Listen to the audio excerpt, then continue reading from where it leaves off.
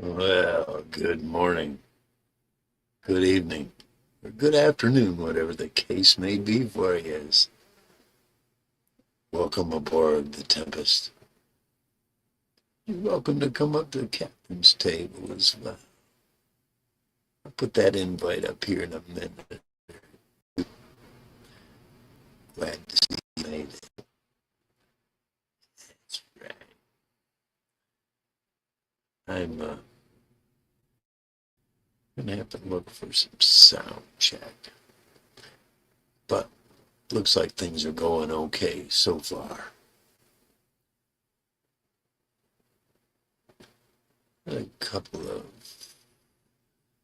of refinements put on the audio. I didn't like the last one at all. Sounded like crap. So I added stereo. Yeah, we'll see. Get a little better background out of it, background noise out of it. Mainly the fan, I believe.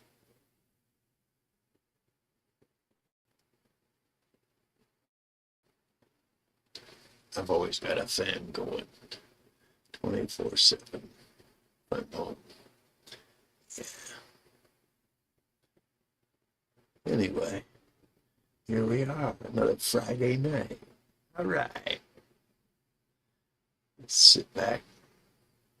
Let's get some music in the background going. I'm going to start it out real low. See how that goes.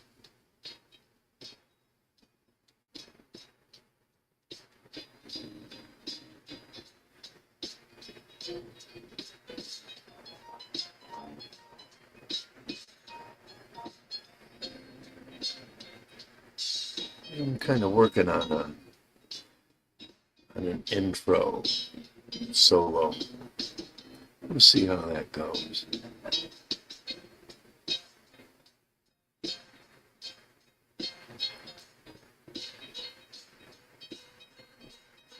There was one here, but that extra one, that one now is mine. It's my cell phone. There was another one up here for a moment. In and out. Let's see how the night goes. Like I said, 15, you'll start to make me doubt it. 30, I'm gone. No sense of wasting my time and yours. Shout out to JB, the Duck Man. Oh, yeah. That Nepalese. Oh, I can even remember the blonde. I remember the taste of that blonde hash too. God, it was. But I never had any of the green. The green hash. I heard that was some of the best. I read an article in High Times about that hash monster back in the stack. That he send out virgins in the morning running through the marijuana fields. And the younger men who weren't declared men yet, they would have to scrape the resins off their bodies to make this hash. That sounds. But that blonde hash, I remember a seed catalog I had way back when from the Secret Seed Society out of Amsterdam. And it showed a picture at the very back page of the founder of that society standing in the Khyber Pass in front of all these shelves behind him that were just nothing but layers of wrapped hashish behind him. I don't know if it was in burlap, but it was stacks and stacks and stacks of it behind him. Yeah,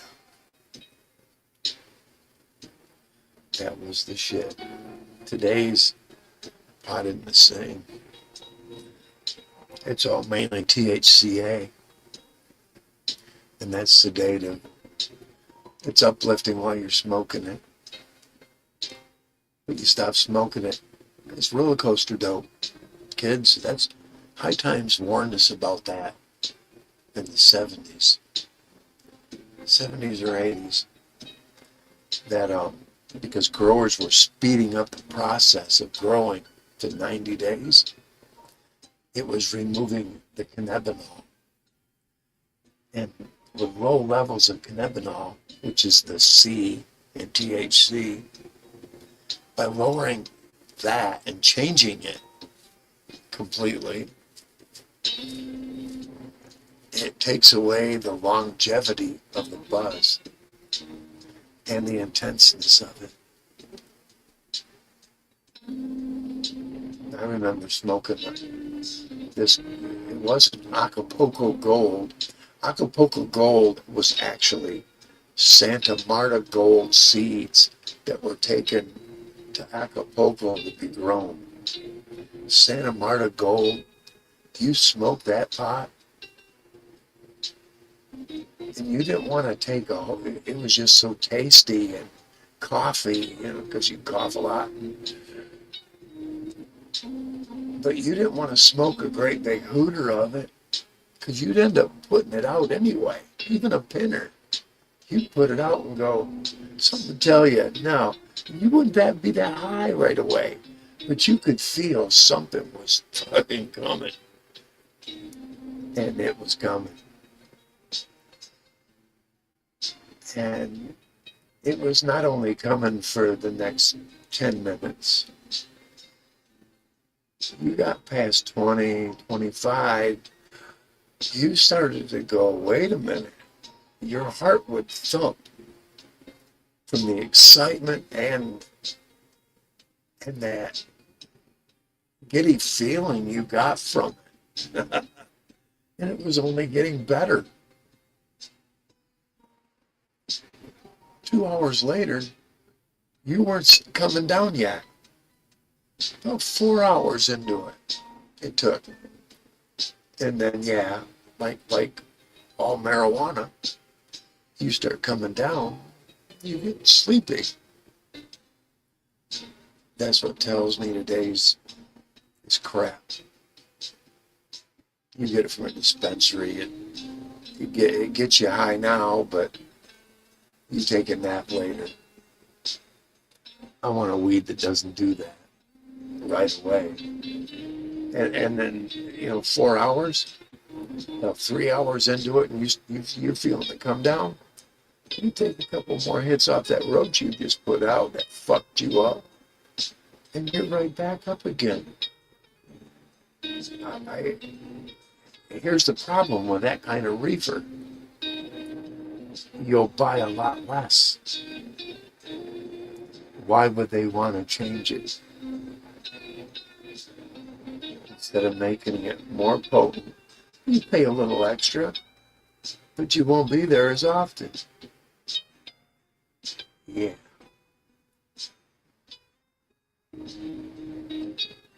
Got some old seeds that I stored away.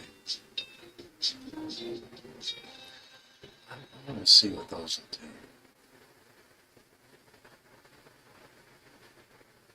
I need different conditions than I have currently. I'd like to be able to do it outdoors, in the yard. Well, 5 planters, maybe 8.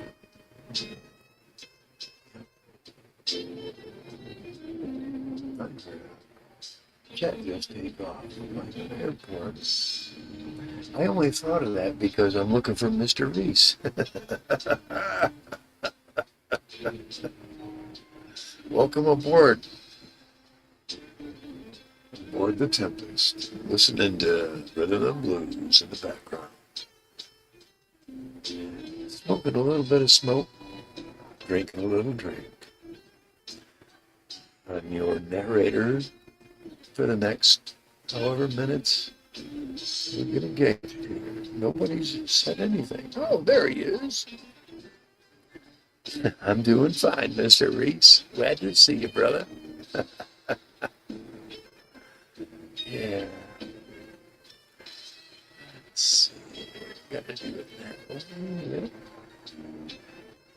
something I gotta do here.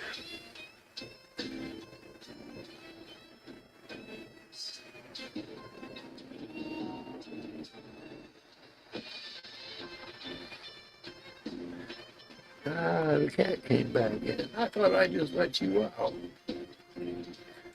I did.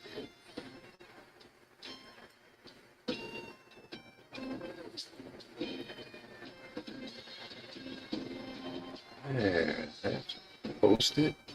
The link is posted. And it is pinned at the top as well.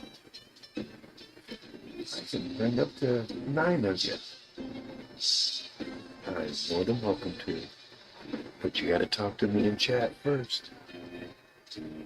Except for those who are already mods, you know.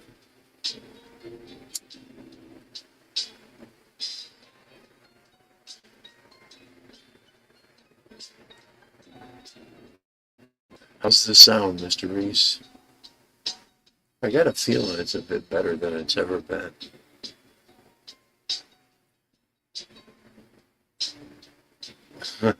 Oh, I take those. Yeah, I take those old man naps. Oh yeah, I do. Well, hey, have some coffee, have some tea, smoke a little bit of marijuana.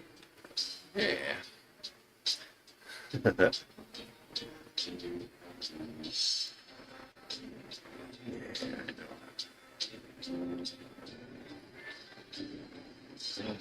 My phone picks it up before Mr. Reese, before StreamYard's chat does. That's weird.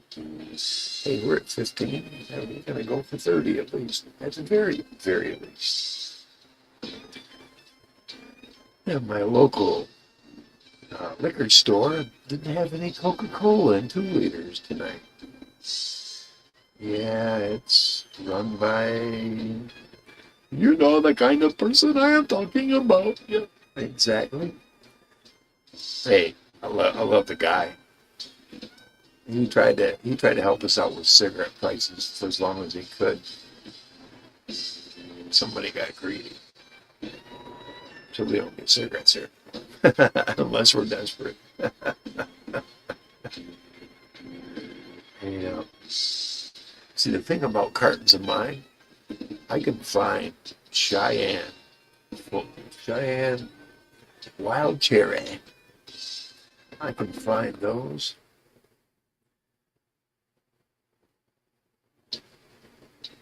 for as low as $21 a carton. $21 a carton.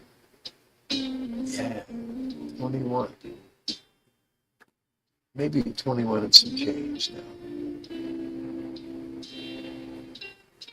I just got to get to an Admiral. Keep telling everybody, go to Admiral. Because they buy them by the box, they don't buy them by the carton. And when I say box, they're buying, that's 20 cartons. I think it's 20. Yeah, it's 20.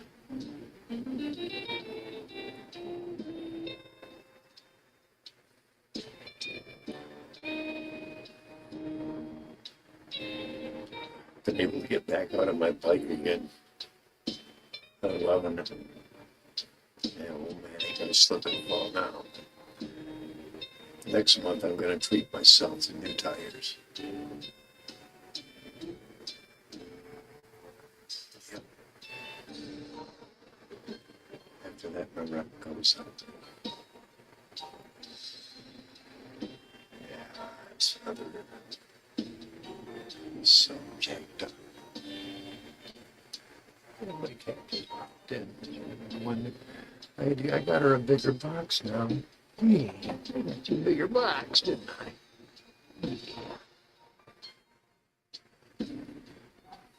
Yeah. She barely fit in the last one.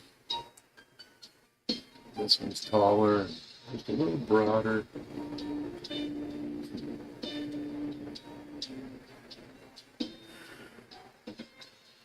Right on, man. You take your time, Mr. Reese. I know you're coming. Hell, I'll keep her going here. Hell yes.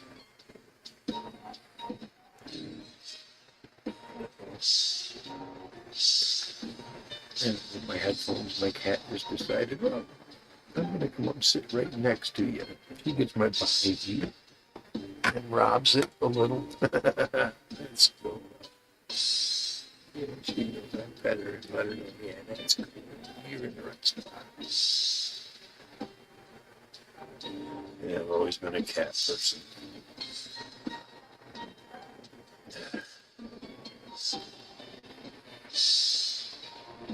I just have this, I've always had this feeling that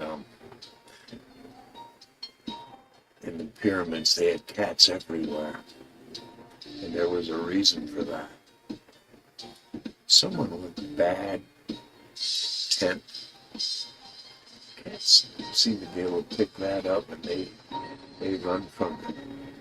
And if all of a sudden, let's say you've got 30 cats inside the pyramid, and you've got 8 or 10 cats running away from someone,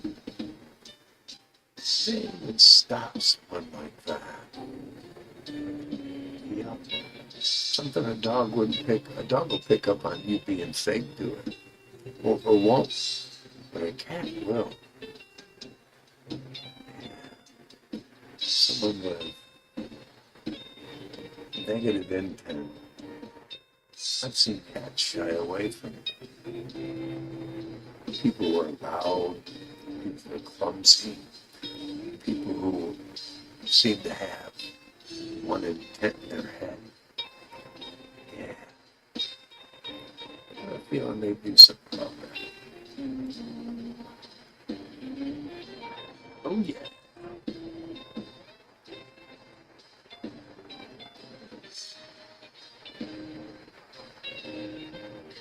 Your last still hasn't come up yet. On my comments on StreamYard. They're late. That's all right. I keep my phone up on top of the laptop, basically.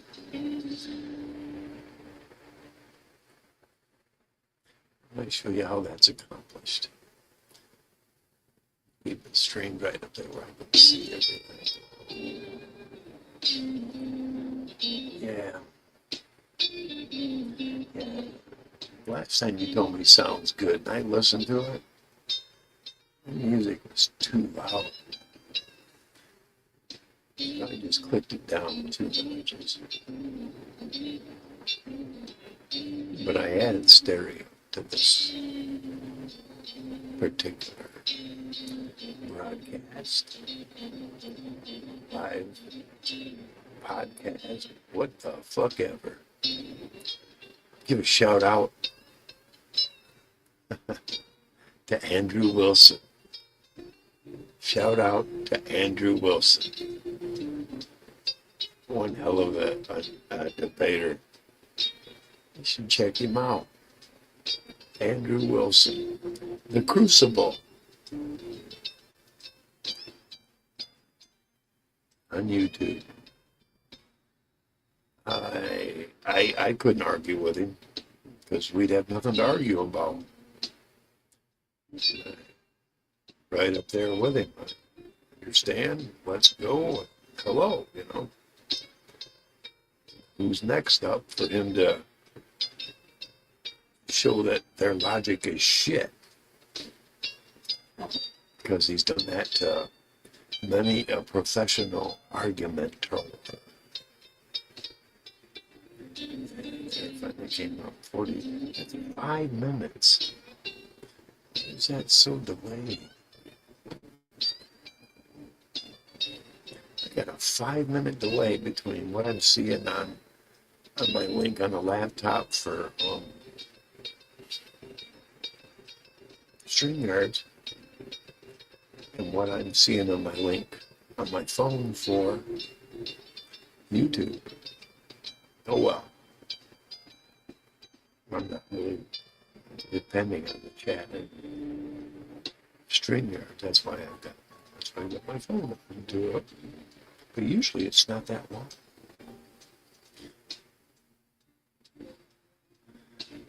And take your time, Mr. Reese. Take Hey, shout out to Hassel, waving a wink. Hope she's doing well. She's attracted. She's not attractive to men who are afraid of a woman who's got her own opinion and her own way of doing shit. But I believe her and I are on the same wavelength. She's there, I'm here. I'm not coming there, she's not coming here. And we can still admire each other. And that's the way I like it. Yeah.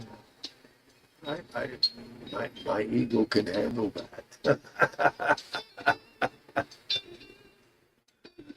Yeah, handle it all day, every day.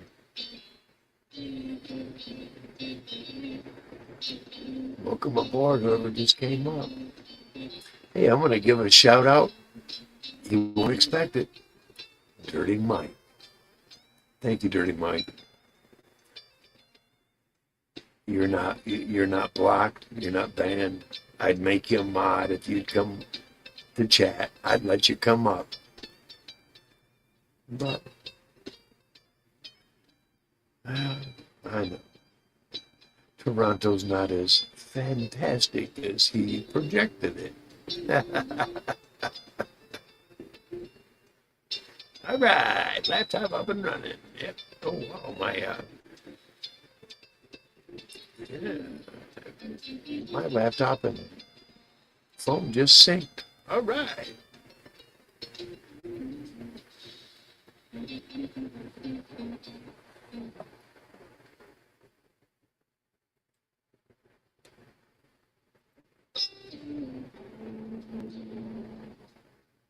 I'll make it easy for you, Mr. Reese. Right there. Yeah, yeah. That is the link. But don't click that link unless I've talked to you in chat already. Please. Unless you're a mod, and I'll recognize you. I haven't seen Ryan's mom, Beth, out here in a while. She was on like the first or second one. She came up once, and she did. She was in the chat anyway. Said something about she'd talk and wouldn't nothing be said or heard.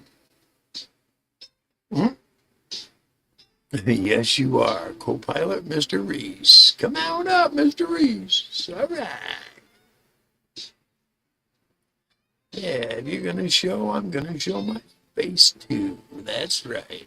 You know I got the background going. See, the difference in my background and anybody else's, mine's real. Oh, I can't hear you for some reason. Let me,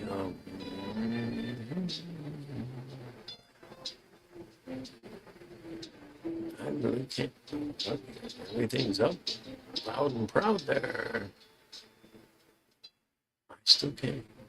Let me check. Check. Oh, boom! You just came through just like that. There he is. There he is. All right. What was you doing? You unplugged. Now I had him plugged in. They might not be working. Yeah, I'm getting almost at it. It's like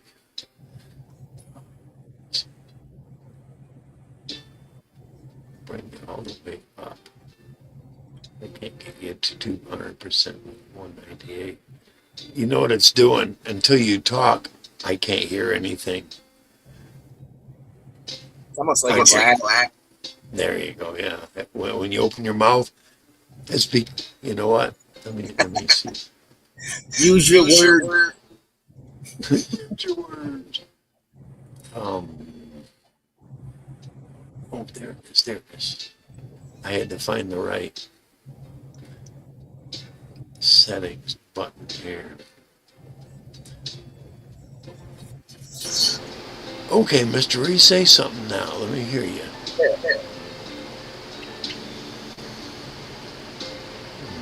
for some reason.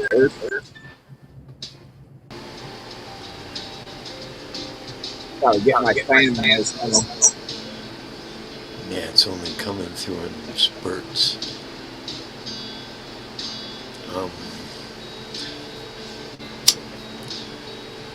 Plus. Okay, that's up to 100.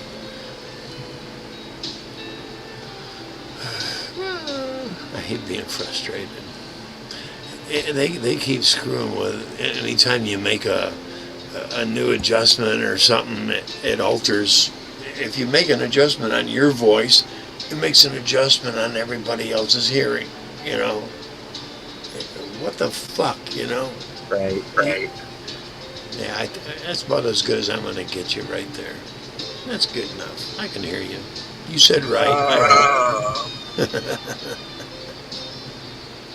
So a hell of a week for you, huh? Yeah, we were busy as hell. No doubt. See, I worked in the shipping department to start off in this company that I built up in. And that's where I started. I started out boxing up 16 to 22 foot pieces and learning to make a box around them. See what I mean? Yeah, we do that sometimes. Yeah. No matter what we had to send out, you know, make a box around it and, you know, get it secured, strapped, and packed, and in some cases it was painted, so we had to make sure that it was wrapped properly. And we used this foam wrap that was, I don't know, almost a 1/4 inch thick, but it was on great big fucking 3 foot to 7 foot fucking spools, dude, wide. And we just rack it off it and wrap it, you know, and cut it down and tape it into the part. Because some of it was going to Taiwan. We were sending the materials to reface a building in the jungle of Taiwan. Damn. Yep. They use bamboo for scaffolding there.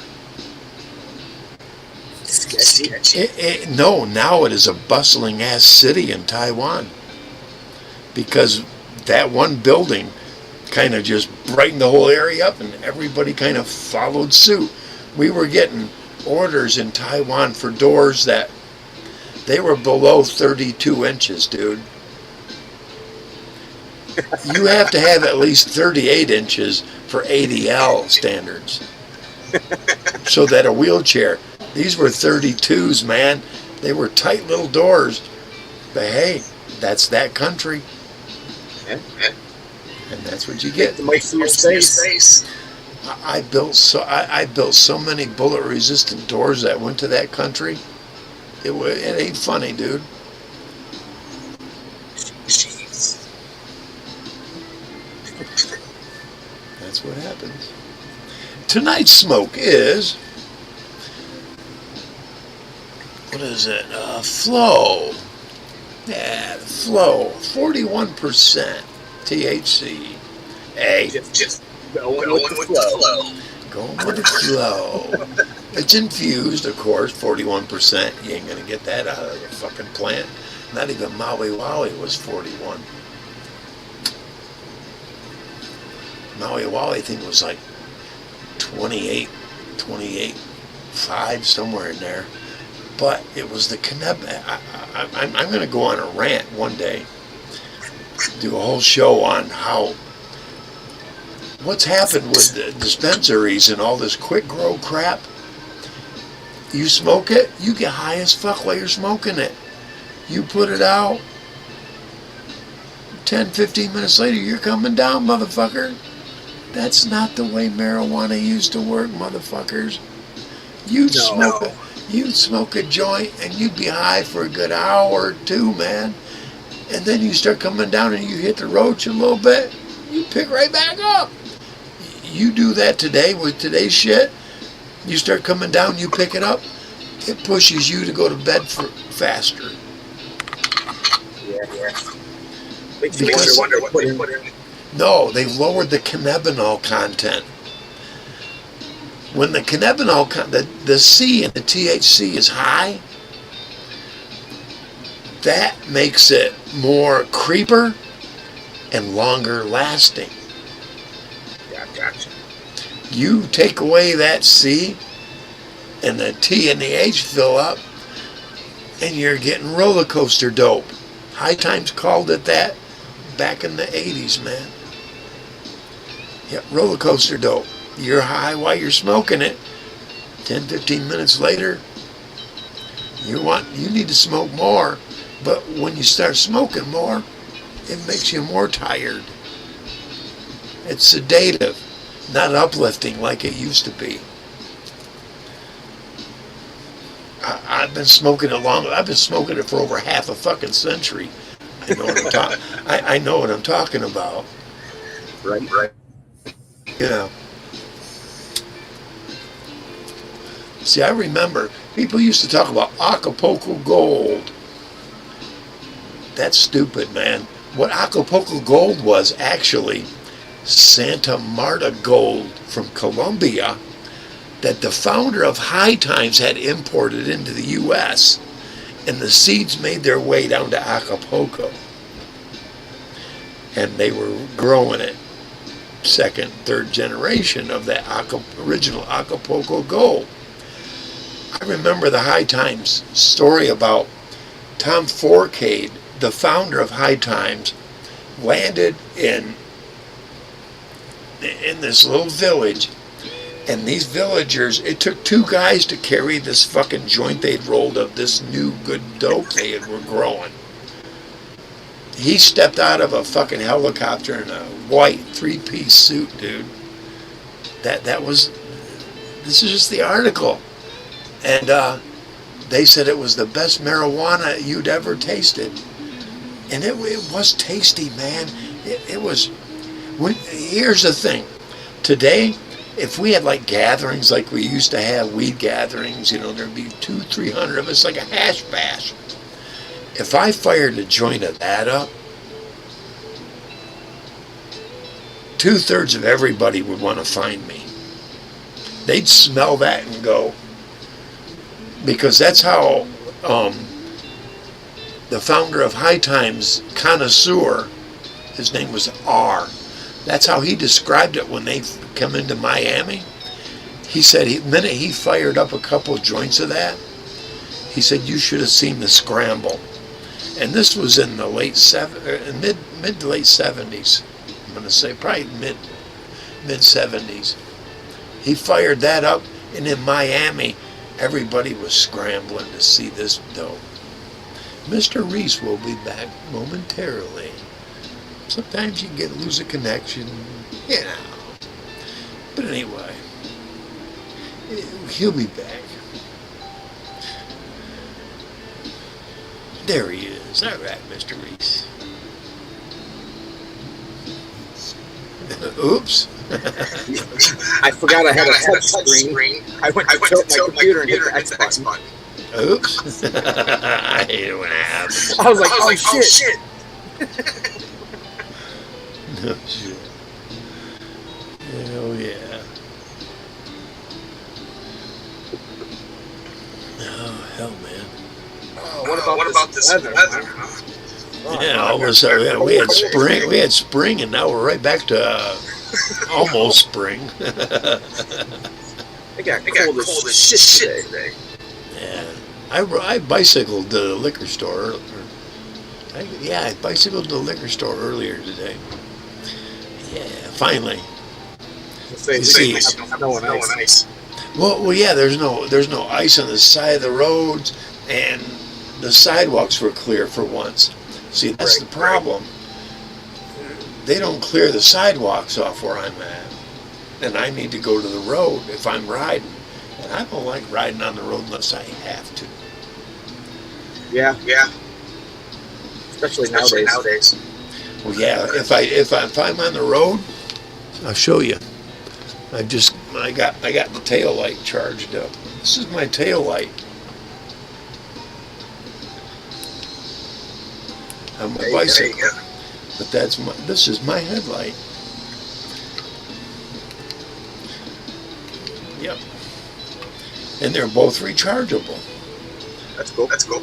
Well, yeah, that way I don't get fucking hit from them some bitches, you know. People are stupid. I treat everybody like they're either 90 years old, don't know what the fuck they're doing, or they're drunk. That's how I treat I'm telling you, it's saved me driving and riding a mountain bike.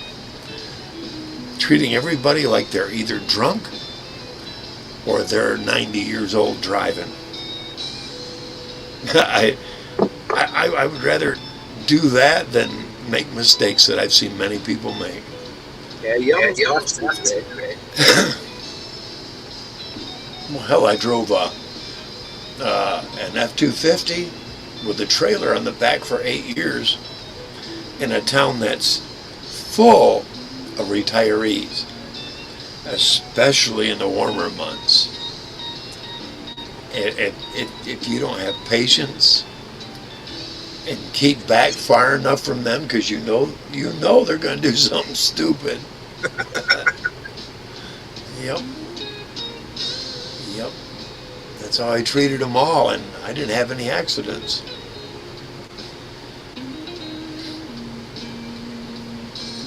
That's what happens. Let me put these lights back. Man, I gotta put those in. I gotta put the back. My tail light I keep on my bike all the time, but the front one just straps to my handlebars, so I keep that off unless I'm using it. Right. They're gonna be out when it gets dark. You know. That's very kind of rare at my age, anyway. I mean, what the hell am I gonna do out after dark on a fucking mountain bike? Unless somebody turns me onto some mushrooms or something a little even more psychedelic. Yeah, there we go. Because then that's a nighttime journey, man. And I've been trying to find them. The only thing I can ever find is chocolate. In Elkhart, Indiana, I used to be able to get microdot pretty much anytime I wanted. And I'd go on lone ventures. I didn't even know Elkhart at all, but I knew it on a bicycle. And today, unless I got on a bicycle and the paths were the same, I wouldn't know where the fuck to go. But back then, yeah, you know, I had her down. The YMCA had a paved bike path, like about 4 miles, and they had little workout stations at each one. You know, like 20 different workout stations throughout the whole course. I'd ride it. I wouldn't do the workouts, but I'd ride it, and then come back down through it. Yeah. Very nice. Yeah, we got close to us. I think we got 8.5 miles of trails. I got one here called the Kalamazoo River Valley Trail. It's over 25 miles. I've been through the whole thing. It's a hell of a ride. It starts in Galesburg and comes this way. Here's what's ironic about that trail. When I was 14, I ran away when I lived in Galesburg. It's pretty much the same path I took to hide from the police. And there was no trail. But it's now a paved fucking trail. It blew my mind. I'm like, yeah, because there's a point at it where you have to come away from the river because the river widens out into a place called it just is between Galesburg and Kalamazoo.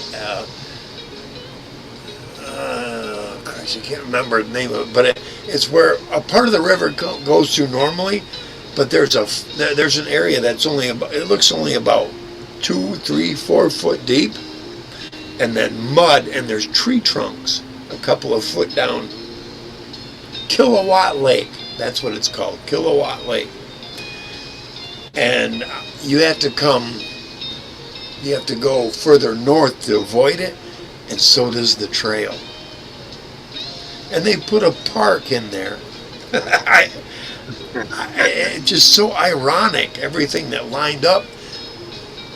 It's like, I remember this when I ran away.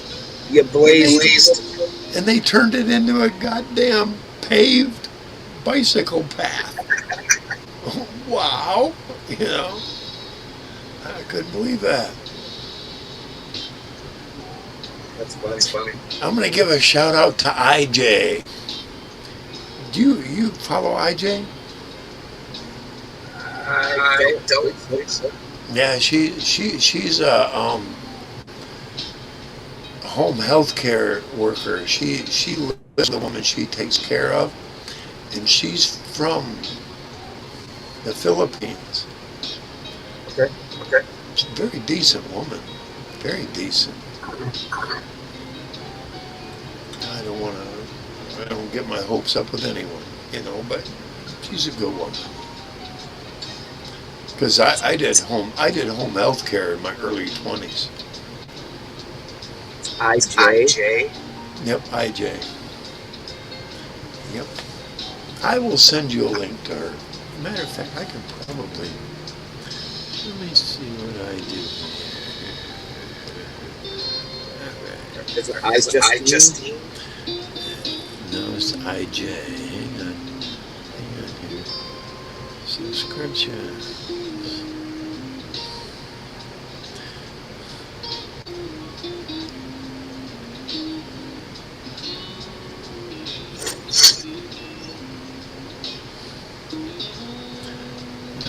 I'm looking through IJ. No, that ain't gonna get me there. Hang on. And then subs. Alright, yeah. Go for all. Give me a moment here. I am looking. You're all good.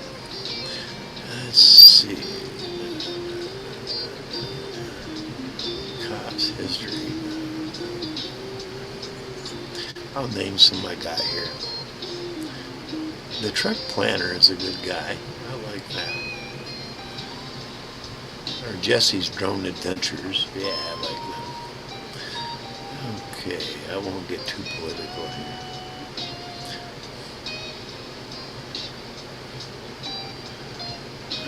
Let's see. Bryden's a good one. That's for catching predators, child predators. Let's see here. Where is she? Because I know I watch her all the time. Or not all the time. It's not like she's out there every day or anything. She's sometimes shows us the lady she's taking care of. Gotta relight this joint. I was told that it smells like Fruity Pebbles. I'm smoking this. That's a hell of a thing. Yeah, I'm still looking here. IJ Sabo. I will post her link here. IJ Sabel. I will. Hang on. I will post a link to her. She cooks, you know. She does different dishes, but she also goes downtown. She's in Detroit, so it's not like she's forever away, you know, or anything like that. She's Filipino? Yes. Okay. I think I know. I'm gonna post her link right there. There you go. There she is. Is that the same link?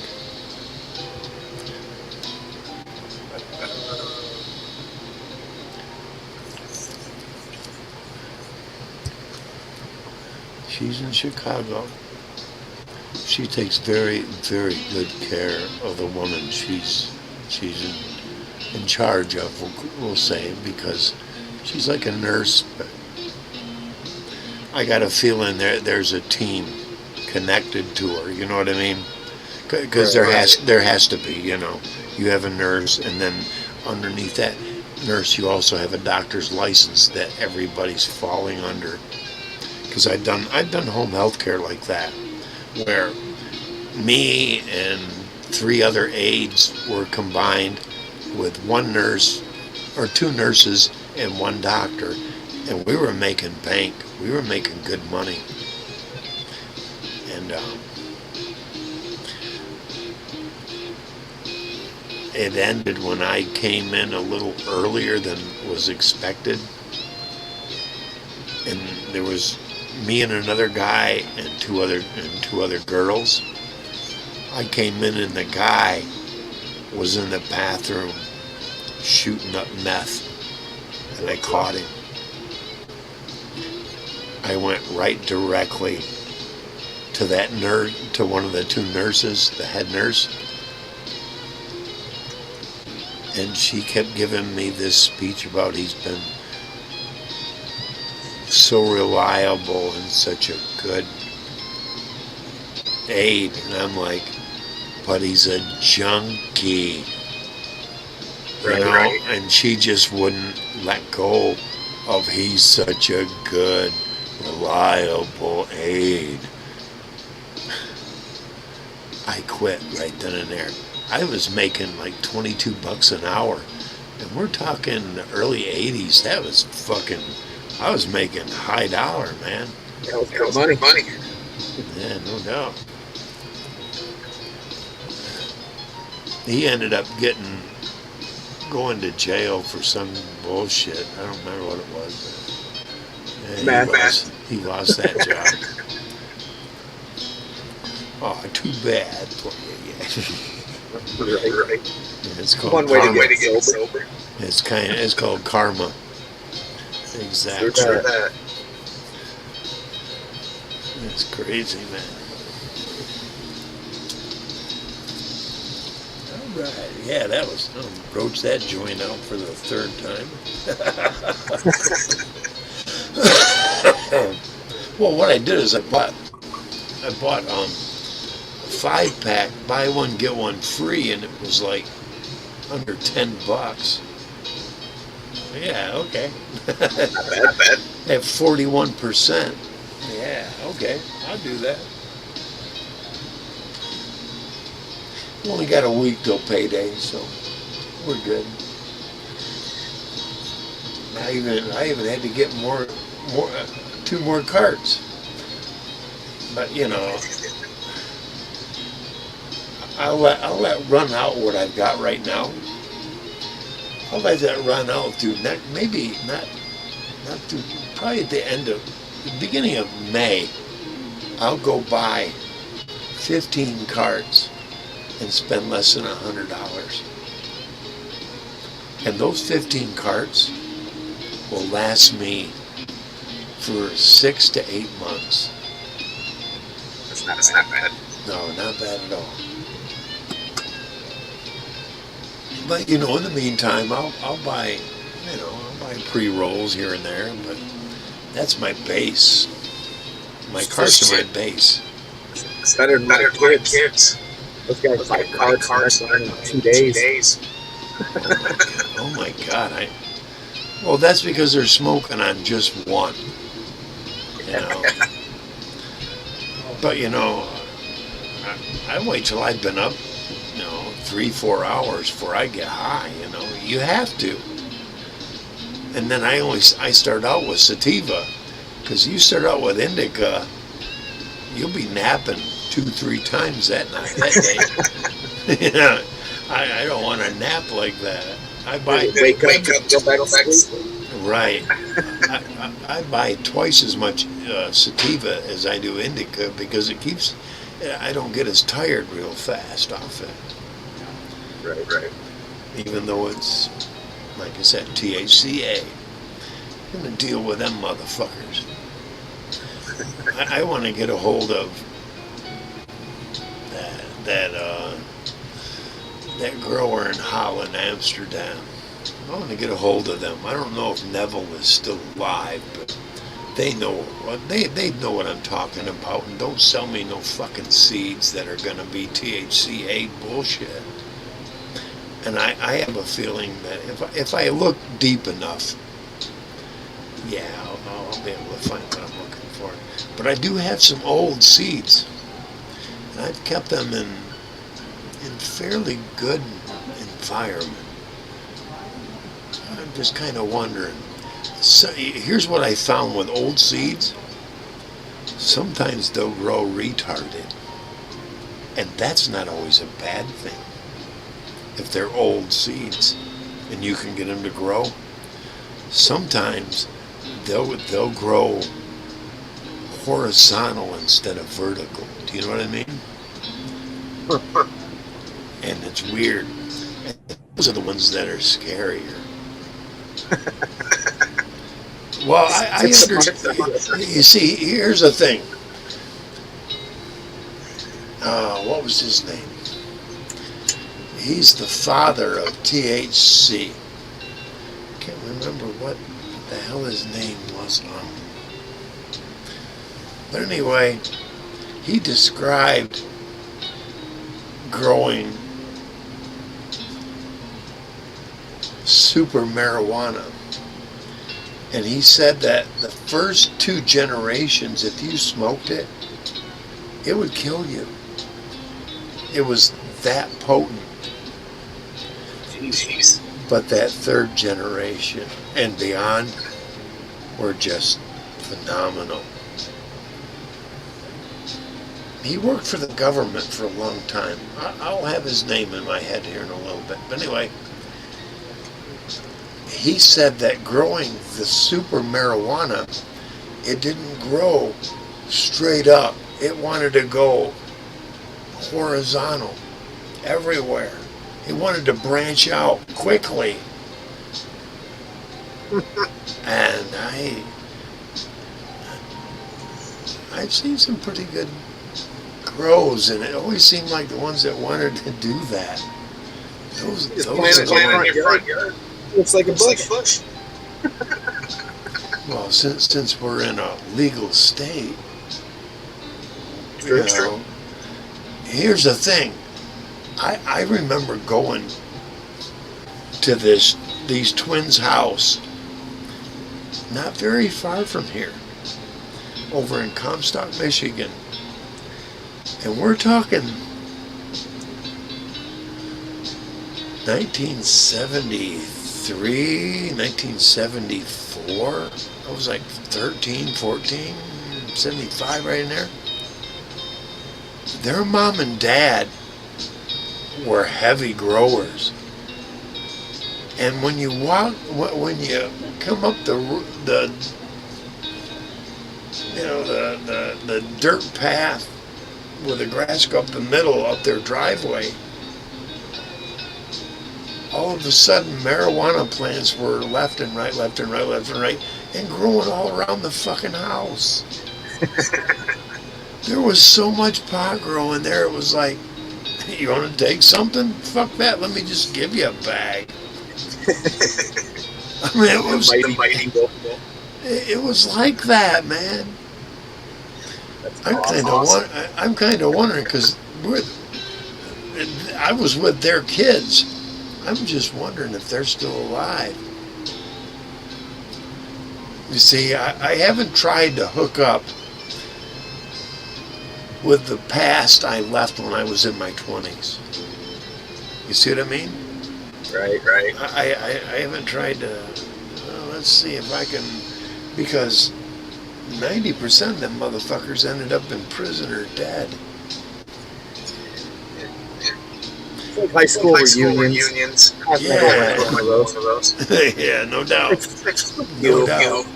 Or even junior high school reunions. Oh my God, who's still alive? Yeah. Oh, what do you mean? They're all dead and I'm not?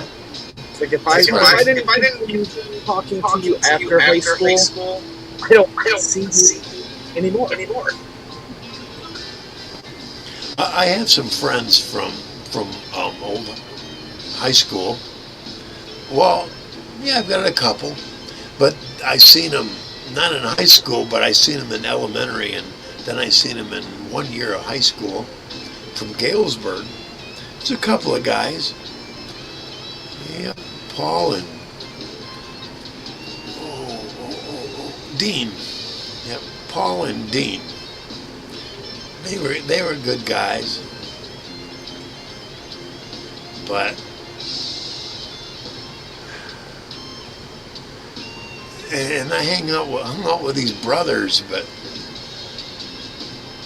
I found out some weird shit about the oldest one, and it's like, what the fuck, man? Why his own son and daughter from the first marriage he had, they don't want a goddamn thing to do with him, and it was like, but he was such a good dad. I thought, you know what I mean? I thought, you know, whoa, maybe he wasn't. Right. Hey, I'm gonna give a shout out here. AC and the shit show. Yeah, I watch him occasionally. I can't watch every one of them, but I don't watch the whole thing. He's got good production value going on at the beginning of his show. You know, intros and all that. You know, good music. You know, and sometimes they rag on a few that deserve to be ragged on. You know, you gotta give your shout outs. You never know who's in the background, because there's you, me, and there's at least one other I see. We're at 3. No, we're at 4 now. I got mine. That's what I do too. Watch this. All I gotta do is pick it up. Yep. Yeah.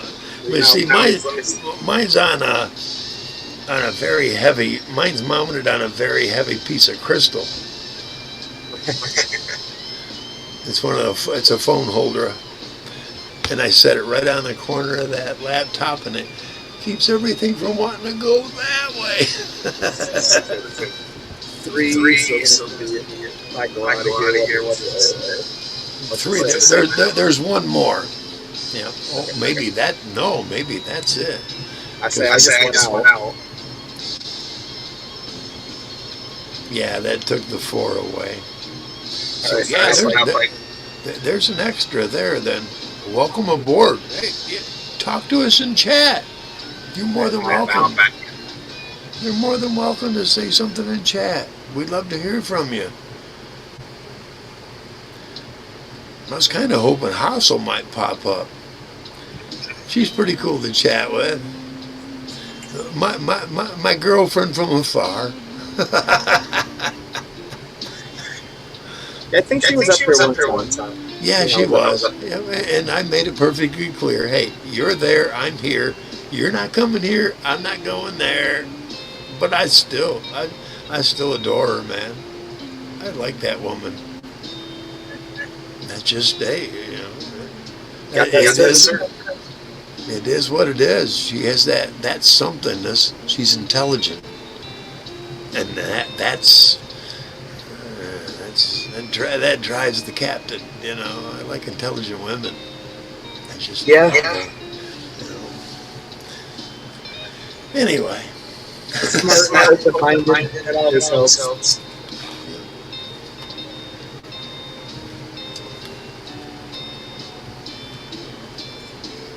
yeah, I picked up a sativa cart the other day. I don't know if you can see the color of that.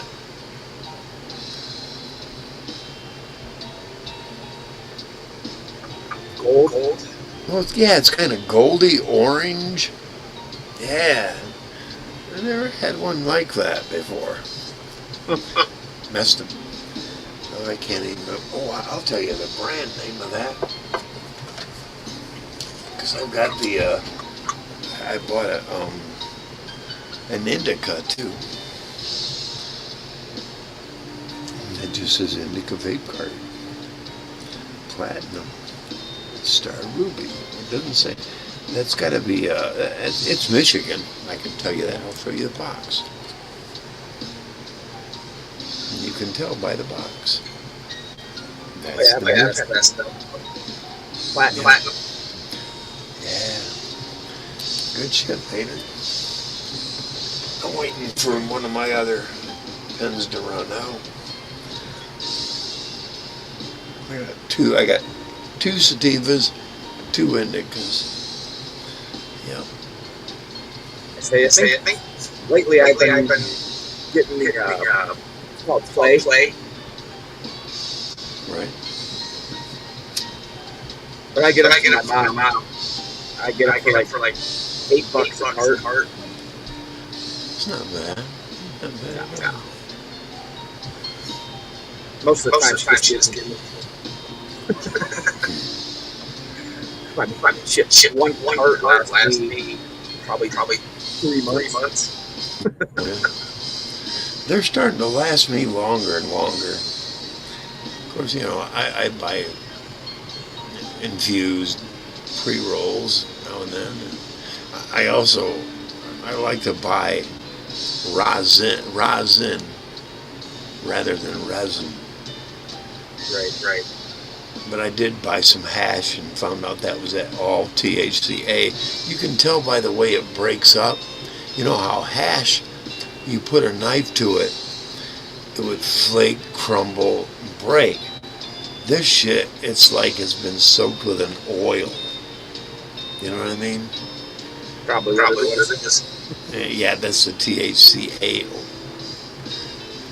I can buy THCA 89% powder. Same shit. It's just, it's powder. And it melts the minute a lighter hits it. Yep. It's not bubble hash, what they're calling it. No, it's THC infused bullshit. To jack up the THC value, but it's THCA value, not THC. The C is absent. Yeah, it's like anything nowadays, though. It becomes popular and legal. What's good is they can't do that with alcohol. Thankfully. True. Thankfully. Yes. Otherwise, I'd be a fucking moonshiner so quick it'd make your head spin. I don't know. All this new stuff, it's like makes you wonder what they do. Chemicals they're using to grow, what chemicals they're using to put in it. It's as little as possible so they can profit as much as possible. The bigger they get, the more they. Here's who we need to rid ourselves of. Not only lawyers who are professional fucking liars. We need to get rid of marketers. We get rid of those two motherfuckers, and I think our country will do so much better. Really. Lawyers and marketers, because marketers and lawyers will lie the fuck as much, right to that thin motherfucking line where they can get away with everything to such a degree that it only benefits them and their profitability, not the people they represent. What it's all about comes down to the dollar. I heard a phrase of biblical times, and it said to kill all the lawyers. And I am seeing that more prevalent every day. To save my own ass, none in particular am I calling out, no one particular lawyer or another. But yeah, kill all the lawyers. They're lawyer liars. To protect not the innocent, depending on the money and the way it's phrased, to protect whoever pays the fucking most to get the best fucking spew sput out there, you know? That's all about. Same thing with a lot of these judges. How many of these judges are getting paid off? Oh, yeah, we're talking about political fucking... Yeah. I want a judge who says, I'm an independent, don't give a fuck about the left, don't give a fuck about the right. Let me hear the facts, and I'm going to go from there. Yeah. Otherwise, you start fucking endorsing fucking rainbow-haired motherfucking bullshit. You need to go to rainbow fucking land yourself. And, you know, we'll give you a good injection for that, and you can sit in a nice little home. You know, that's where it goes, man. Here's a white suit with some ties and a padded room.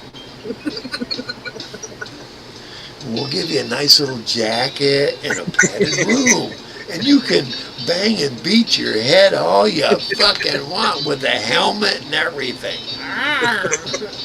We'll let you, but you're not going to dictate to the rest of us. Stupidity, idiocracy. I see that. It keeps trying to creep up on us, dude. Idiocracy. You ever seen that movie? Oh yeah. Oh my It's God. here. It's here. And specifically in blue states. Yeah. Everybody wants to sit on a couch where they can shit and watch shit all day and still be able to be a fucking lawyer. What? You know what I mean? What the fuck? Oh, I get it. I know, we've seen it. The movie's great. This whole world's madness. Yep. I keep reminding a lot of people on Instagram, Facebook, YouTube, one big major factor about our military and the American people. Here's the thing. The American people with a normal fucking brain and common sense, our first line of defense is the police to keep all these little nut jobs in their fucking place. Now when those nut jobs start getting together into groups and getting paid to be in little fucking groups, we have a little thing called the National fucking Guard and the Marine Corps at full disposal the moment the president picks up the fucking phone. Here's the whole thing. Before these nut jobs and these fucking radicalists ever taste what we have in store for them, they have to deal with our entire military force. Right. Here's the reason why. In the primary fucking thing I'm saying, they have to engage under the rules of combat. They have to, because the rest of us have made that primary fucking law of their action. That's because, here it is, we the fucking people. Amen. We don't have to abide by their motherfucking rules of engagement whatsoever. We can be as ruthless, cunning, and underhanded as we fucking please, because these bastards are doing it right now. Yeah, They're being as ruthless and cunning and underhanded as they possibly can. But what they don't realize is we have the legal department between us and them, the legal and justice system. You want to take that away? Here's a fact. There are over 14 million With 14 was 6 fucking zeros after it. Veterans and hunters in the United States. We are the largest armed force on the motherfucking planet. I keep saying it, and they don't want to talk about it. Tell me what army has more than 14 fucking million armed motherfuckers who are experienced at shooting. I mean, even if you take away the hunters, the veterans. Veterans are 14. Now you see, veterans, it's like between 14 and 16 million. Hunters, it's 12 million. I say 12 million to be generous to them. Right. It could be 20 fucking million of us could pick up arms and go, oh no, motherfuckers, you're not doing anything. I mean, you got the guys out there, weekend warriors going out to the range. Yep. I mean. And here's the thing. With the arms calculations, they cannot determine what fathers, grandfathers, and great-grandfathers have handed down to their children. Oh, exactly. And I got a feeling that, I know, I'm not going to go on FBI record here, but there are families out there who have arsenals that'll rival some armories near their area. Oh yeah. Hey, I need to step away. I will be right back. Let me take my picture off there for a minute. Yeah. I'll keep the background on. I will be right back. Grandpa has challenges. What can I say?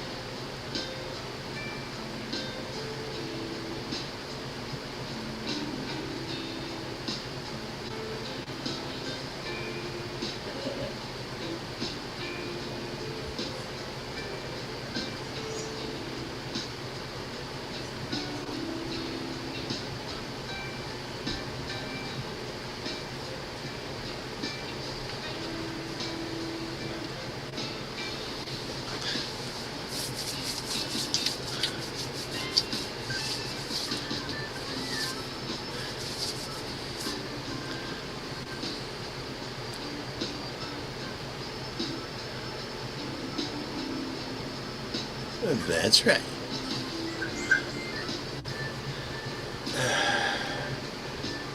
But yeah, there are at least 10 million who could be combat ready within hours, and I don't think these leftist lunatics realize how merciful we are being. And I wish, and I wish there was a way to legally show them that they are this much of the fucking population, you know. Yeah, we all just get together as groups like we do and keep the right to bear arms. Yeah. That just causes issues for yourself in the long run. Absolutely. No, I know. I'd rather keep what's mine and leave it that way. Right.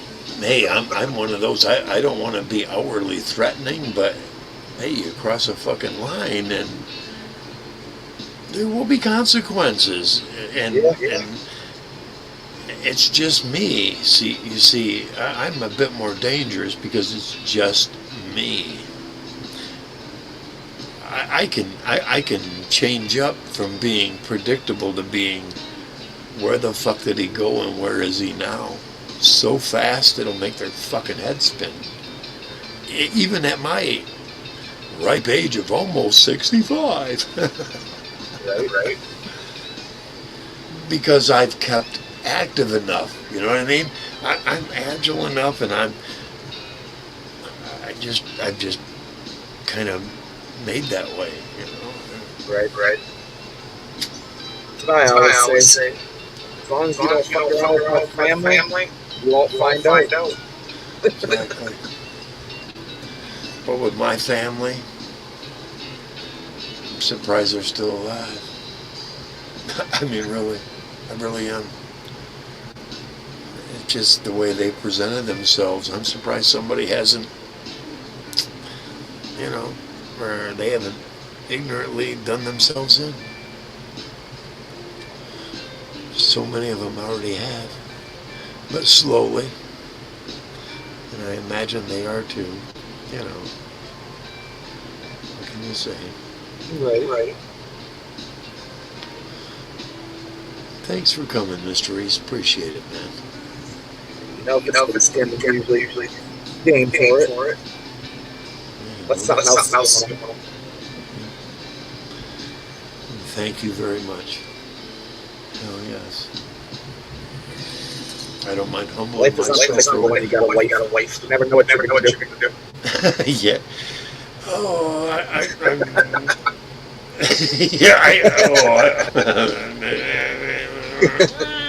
race. Yeah. You're probably right, and I'm not going to agitate that moment. Or, nope. Don't worry. I like your wife, and I'll leave it there. I agitated her. Exactly. I will not be added to her. What the fuck did he say? No.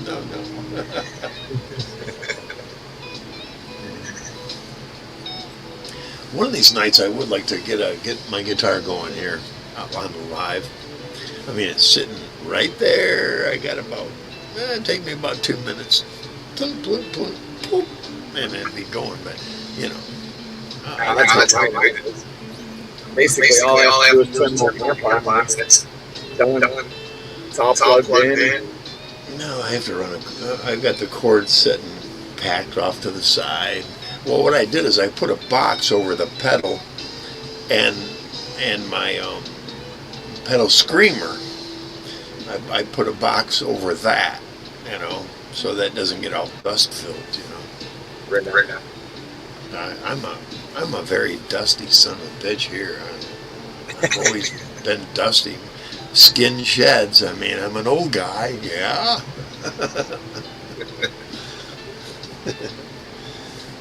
But yeah, it would only take me a minute or two.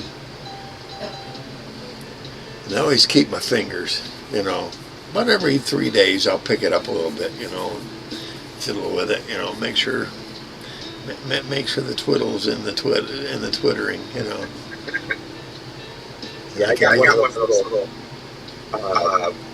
You just hold it in your hand. Each finger has a spring. Oh yeah. I had one of those for when I almost lost this thumb. Yeah, I had one of those. Yeah. I always sit around and pop. I'm always doing this with a Bic lighter. A lot of the time. A lot. Right. I'm very good at that. Well, I got to keep my fingers nimble, because there's things you got to do with your nimble fingers.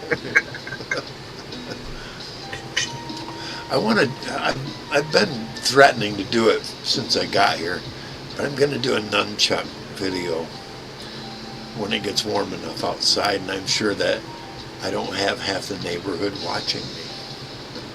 Right. You know, because they just put in another double wide at the very end of our street, very end. And when they did that, they came around our street and they fucked up, probably about 5 foot on our side of the fucking yard and the yard that would be our neighbor. So they had to have brought that in two pieces. They brought it at 2 pieces, yep, double wide, yep. I said, how the hell did they fit over that bridge? They didn't go over that bridge. No, they'll come in from the other side when they go over there. There's 2 other entrances on that side of that bridge. Yeah, there's 2 other entrances. Gotcha. But there's only one little area right off to my left here, and then this whole thing to the right. Anything that comes across, they would need to never come across the bridge. They'd have to come from the main road back there. Yeah. But here's what gets me. Off a main road here, the very first fucking trailer that you see on the right-hand side that they just put in last year, it sells for $110,000. It's messed up. In a mobile home park. Yeah, we're getting them put in our place. They're going for anywhere from 89 to 105. And then it costs you. Who the fuck is going to pay that much money when they can live 5 miles away from here, have 5 times more property, and pay half of that? For 50 grand, you could have a 5-acre piece of land with double wide on it. Well, it's used, but hey, what the fuck? It ain't. Yeah, no, I know. You're not crammed in with everybody else that you don't know. They're probably charging moving in these places close to $800 a month just for lot rent. I think it just went up because my rent just went up $40 fucking dollars. Not March, but April. I need to move. I can get cheaper. Yeah, we pay right around $700 a month, which isn't bad. I mean, my place is paid. Hey, you got an extra room? No. A man cave. Hey, you know. Right now I'm paying $435 right now, and it just went up to $475. Still not too bad. What would you do with $400 extra a month? Spend it. Just wondered. Well, it'd take my car payment down to $100. What would you do? Probably less than that. You see what I'm saying?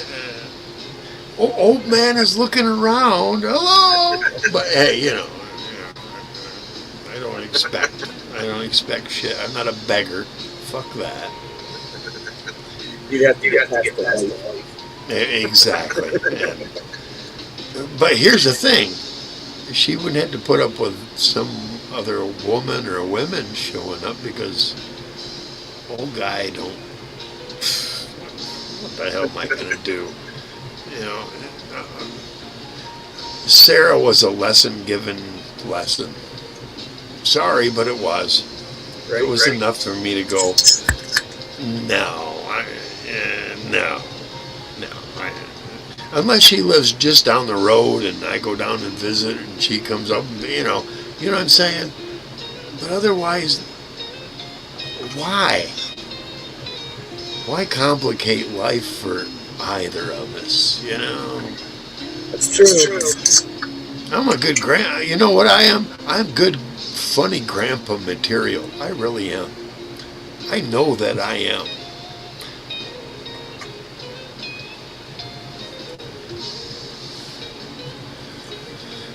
I'm kind of hoping at some point my grandchildren come looking for me. I really am. Yeah. Because Never give up that hope. they'll be welcomed with open arms. And I will tell them, I've been waiting for you. That's why I do these YouTubes. They're archived. They will forever be there. Yep. It's true. I'm kind of hoping to hit the lottery and then leave them little clues to where the wealth is stashed. Treasure Island. Not Treasure Island, but you know, it's more like the Goonies. Yeah, exactly. Hide treasure. Let them find fucking, let them find 5,000 in gold all of a sudden and go, this is only the beginning, grandsons. Right. And every step of the way, they gain 10 times more. See what I mean? I would do something like that. I would enjoy that. I would spend the rest of my days doing that if I hit like a 50 to who knows, lottos have really fucking jumped. I could hit a $1.5 billion lotto, and when they get big, I play. Oh yeah. I howl at the moon and I say, yeah, I can win. Yeah, I always think about that, but I never play, so. I do. I'll get 2 easy picks. Yep, that's $4. And you keep, dude, what all of a sudden, for $4 and you win 50 million fucking dollars. Yeah, you take cash payout. I end up with 16. Oh, I always look at the cash payout. I don't care about the overall. Fuck that, because I've looked into it enough where it especially at my age, take the cash payout. For sure. It's the only way. Unless I knew for sure I was going to live another 30, 40 fucking years. But I know I'm not going to. So take the cash payout. But there's a way to take the cash payout so that you don't get hit with such a large tax bill. There's a way to do it. Yep. And the years following after that. You see what I mean? It's the years after that they start to really fucking chunk away at your fucking money with taxes. Right. Put it in something that they can't take. Exactly. IRAs. Yep. Investment and capital. Yep. Investment capitals will seal you right in there where they can only take this much rather than a fucking chunk of it every time it comes up. And that seems like you're being retaxed every fucking year for being rich. Oh, you are. Why do you think the rich made all these loopholes so they don't have to pay? Yep. You have good lawyers, and you have what I'd do is I'd have 2 lawyers who are also tax experts, so that one would watch the other. And then I'd also have, what are those guys that keep the books? Accountant? Yeah, accountant. Well, I think the best thing is to have accountant lawyers. Those are the ones to have. Right. One following the other that follows the accountant. Or you can start yourself a little business. And then create an LLC after that. So the business pays your LLC, Well, yeah, you want to definitely go into LLC the moment you become a multimillionaire because For sure. that'll protect you from people going, well, he said this, that, and the other thing about me, and I'm going to show you. And you see what I'm saying? And and that'll cover the lawyers and the insurance attached to it. Yeah, Yep. exactly. I know. I've done my research. Oh, yeah. Yeah, if I ever started a business, it'd definitely be LLC. But I'll tell you what, I would have a vault with gold in it. That'll be the chunk of my dynasty. Can't go wrong. Because my gold will do nothing but increase. Oh yeah. I don't care how many decades go by that I'm dead. The gold that ain't found will be worth so much more. I'd like to become like, I may even do like geocaches for different clues to more wealth and riches. See what I mean? I would become a fucking phenomenon. I'm telling you. I just. What's an ounce of gold worth? Right now, an ounce of gold, $5,122. Wow. That's I remember it was less than $1,000. Wow. Just for a gram of gold, is $70. Hey, you know Parker Schnovel is making some bank. You know who he is, right? Gold Rush? Yeah. Parker Schnovel, that young kid. Well, he's not a kid, but he's a young guy. Banking. Yeah. And Tony Beats, what a foul-mouthed fuckhead. Can't keep the F word out of his fucking vocabulary, ever.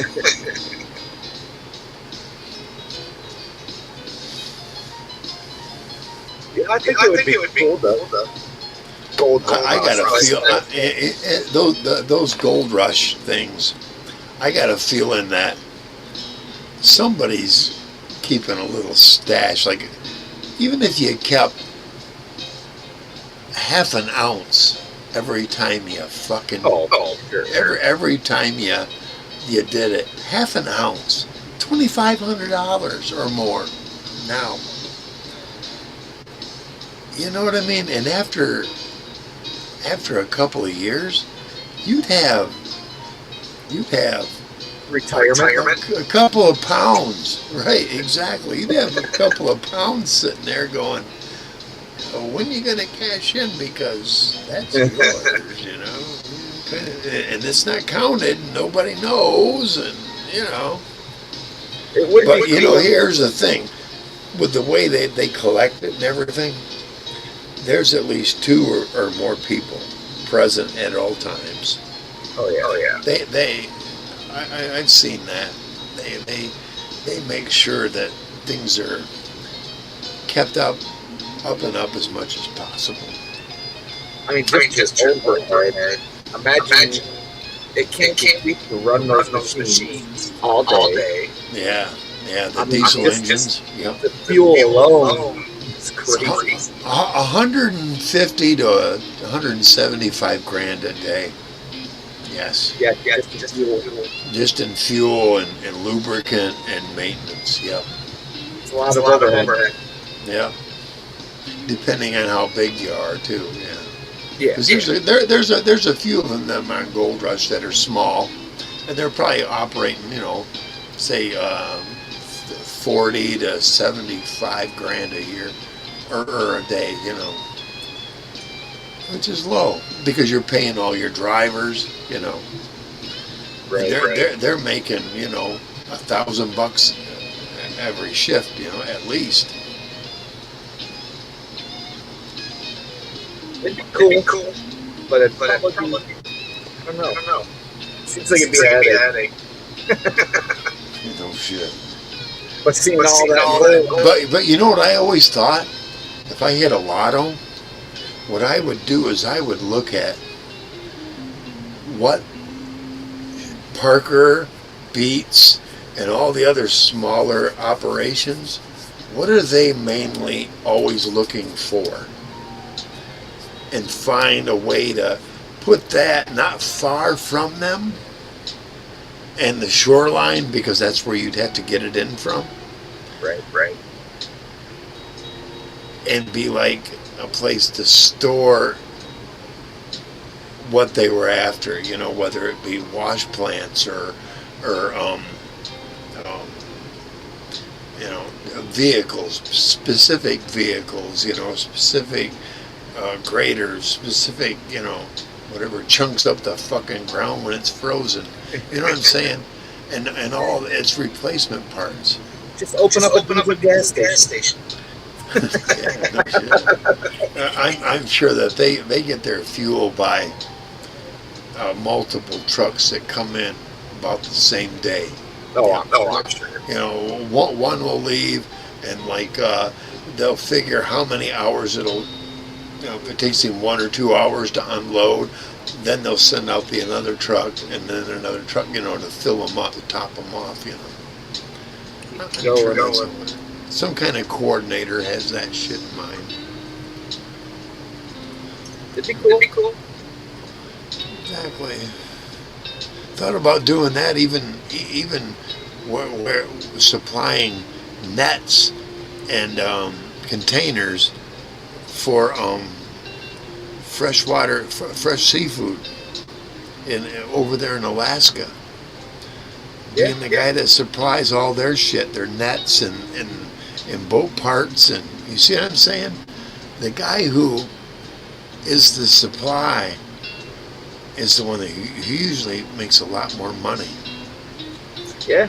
Especially if you got multiple customers getting the same fucking thing,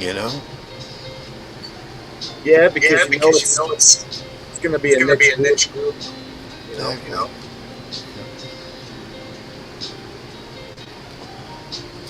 And if you're not the guy supplying it, you can always buy him out and make more profit than he was making especially with the economy the way it's going right now. You have supply, and all of a sudden everybody wants your supply, and you've got a lot. All of a sudden you're making more than fucking bank, man. Right. What you got, what you need. Yep. Exactly. That's the way it goes. Now, I always that capitalism. Yay! It'd be cool to go out west just to find the old gold mines. Go out with a metal detector. I'm sure you can find tail ends, molten gold and shit. Just for something. They say you can go out in the desert with a metal detector and find gold. Oh yeah. You just got to know the areas that not, that haven't. I watch one guy he's in Australia, and they just go walk out in the desert. They found big old chunks of gold nuggets. Have you heard of a guy called Dan Hurd? Yep. That's the gold guy. He knows how to look at hills and tell what layers are there and go, well, I need to look from this point down to this point, Yeah, he does all kinds of stuff. Does gems and stone. He's also a semi-pro geologist. Yep. Yeah, he's funny. Kills me with big old beard. Always got that. I've watched him for a long time. I have too, a few years now. I need to pause. I will be right back.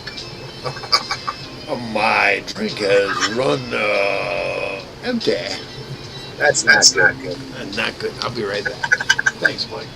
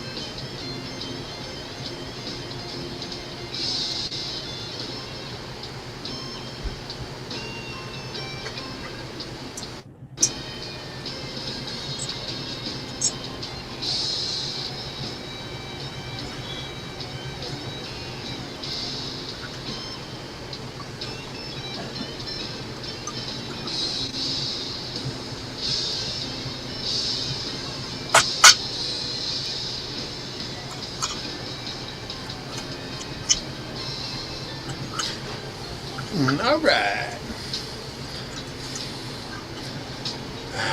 Much better.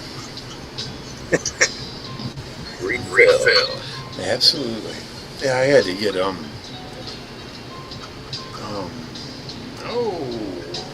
not Coca-Cola. Um Werner's tonight. A liquor store that runs out of Coke in the 2-liter. Something ain't right there. Well, I'd seen his wife down at Dollar General when they had Coke on sale, buying 30 or 40 2-liters. Yeah. Yeah, that's... Did you ever see anything like that? See what? It's like a 22 shell. That is a cap load. Dude, this thing out of my 22 is quieter than the pellet gun. Oh, absolutely. It's like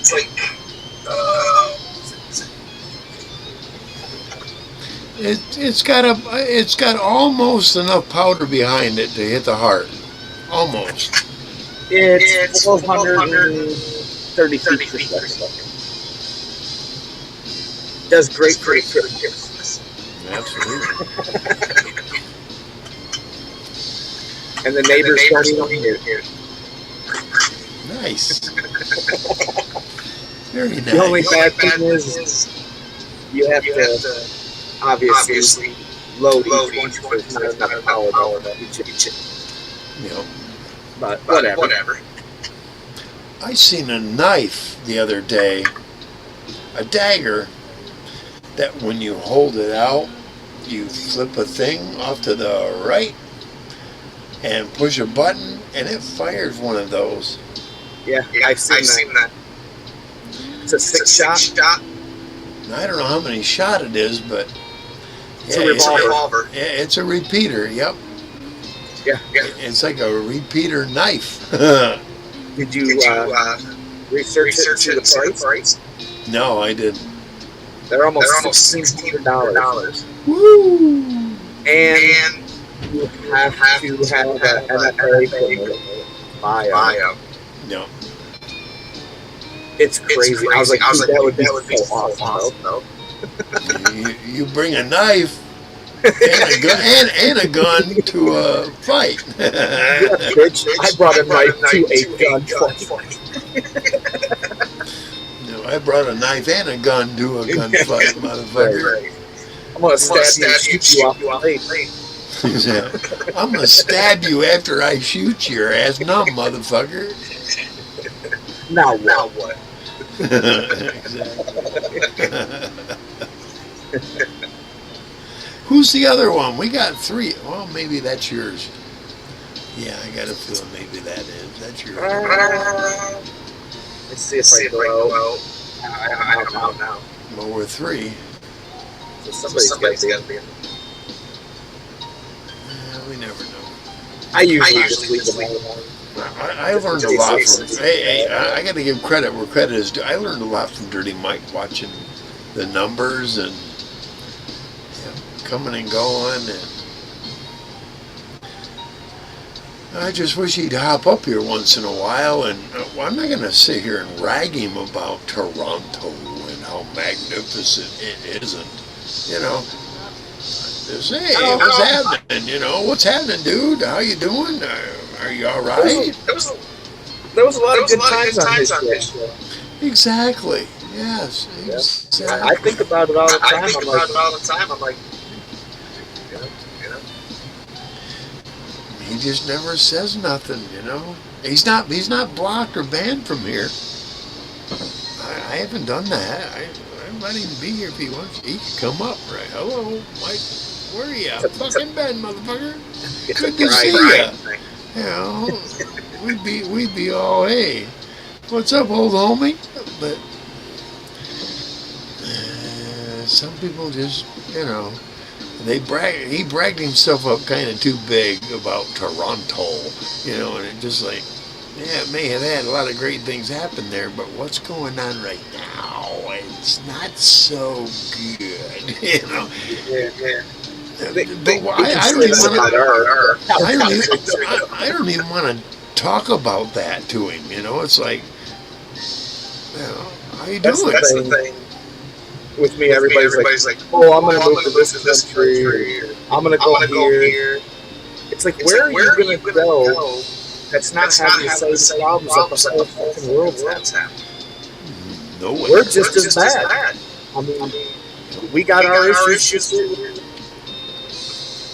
We sure do. We are not the United States we can be.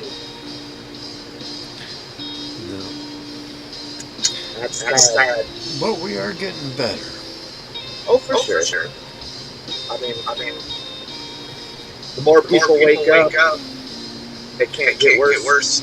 Yeah, the more of us that live and learn. To that. And go, look, we don't want to go back to your feelings. We want to go back to facts and the law. Yeah. Sorry, we want to know. Sorry. There I dropped down to 2. If I say gay, don't take it the wrong way. It's okay. Speak the word. Yeah, you can be as gay as you fucking want to be. Just don't include children, and don't think that I am going to say, go suck some dick or get your ass fucked. I don't care. Don't think for a minute that I'm gonna endorse that. But hey, if that's the way you want to be, go be that way with your other kind. I don't care. I tell everybody that. If you're gay, if you're a Satanist, if you're a good person with me, and all around just a good person, I don't have a problem with what you do. Yeah, that's your business. You want to be a pervert? Hey, that's God's way of fucking judging you, not me. Like you said, don't bring children into it. Exactly. the moment you bring in a child, and here's the thing. I interviewed 1,200 gay men for a thesis. 1,202, somewhere in there. And they all had a story to tell about an older guy that indoctrinated them. Every fucking one of them had an older guy experience that indoctrinated them. And then once a gay realizes you've been molested, the rest of them take over. It's an indoctrination, dude.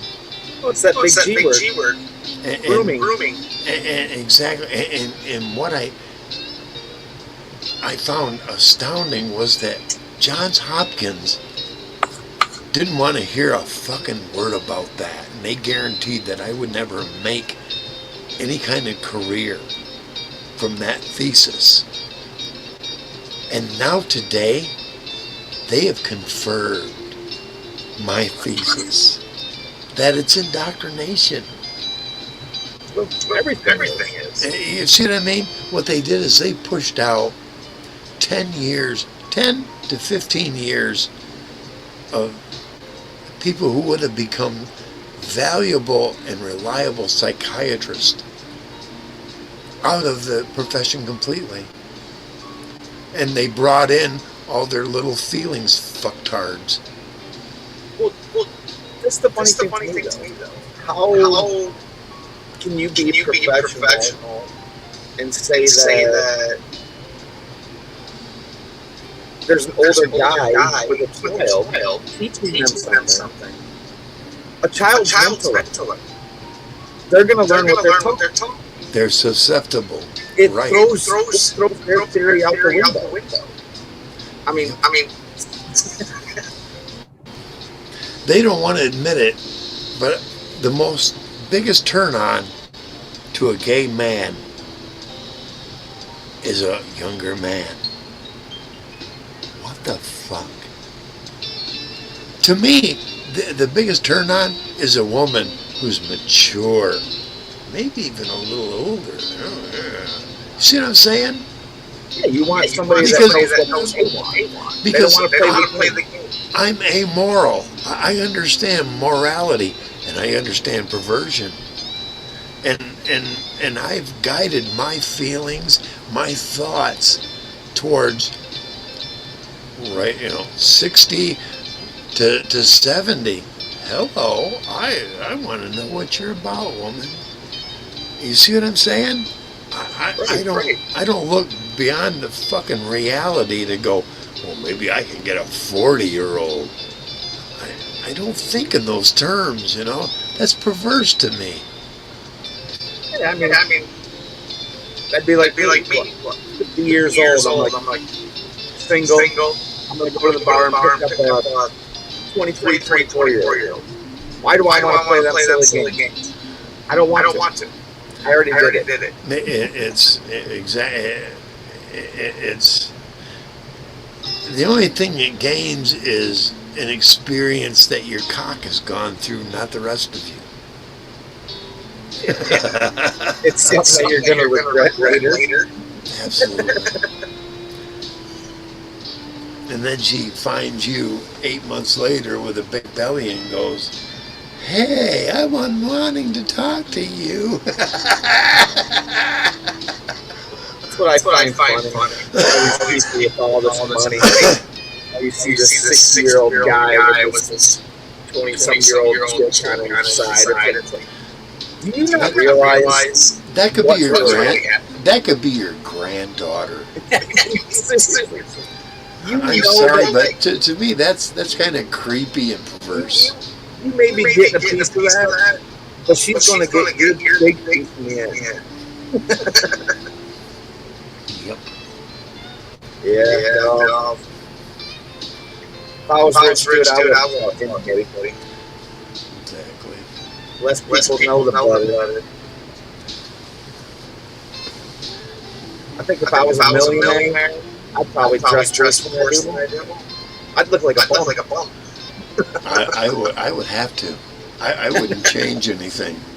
Matter of fact, instead of just wearing this during the show, I'd wear it all the fucking time and go, yeah, I'm that kind of a rogue son of a bitch, and you need to beware of me. I may have all this money and nice jewelry and nice clothes and all that, but hey, you see this head scarf? I want you to be there. That's why I do it, dude. This is the only time you see this on my head is when I'm doing a show. Because I want people to be thrown off. Right, if they ever meet me. Well, it was kind of weird when I came over. I was like, you never met with my grandma. No. I don't. That was kind of odd. I was like, I wear it for my show, and that's it. And that's the only reason why I wear it. This is a show. right. And people Arr. they don't get her, you know. But some do, some don't. But people only want to look on the surface. And I let them. Yeah, I'm a pirate. But I am a pirate's pirate. I'll rob from a pirate in a fucking heartbeat. I leave everybody else alone. That's the kind of pirate I am. Yep. Steal from the rich to the poor. Exactly. Watch everybody else benefit from their loss. Yep. It's like a Robin Hood pirate. Exactly. Yeah. Pirates stay away from guys like me, though, because they know. Let me find out. You got treasure? Let's look into that a little deeper. You got to keep them guessing. That's why I like that. I wear that all the time. Try it. Most of the time, people are like, "That's a cool hat," or they look away, and I'm like, "I want to talk to you." Good. Arguments settled and solved. That's right. That's right. Better to stay quiet than fight. Where you going? I think my cat wants to go outside. You want to go out? You want to go out? Hang on a second. I gotta check this. Make sure she wants to go out.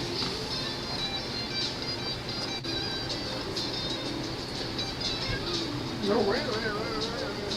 Go out.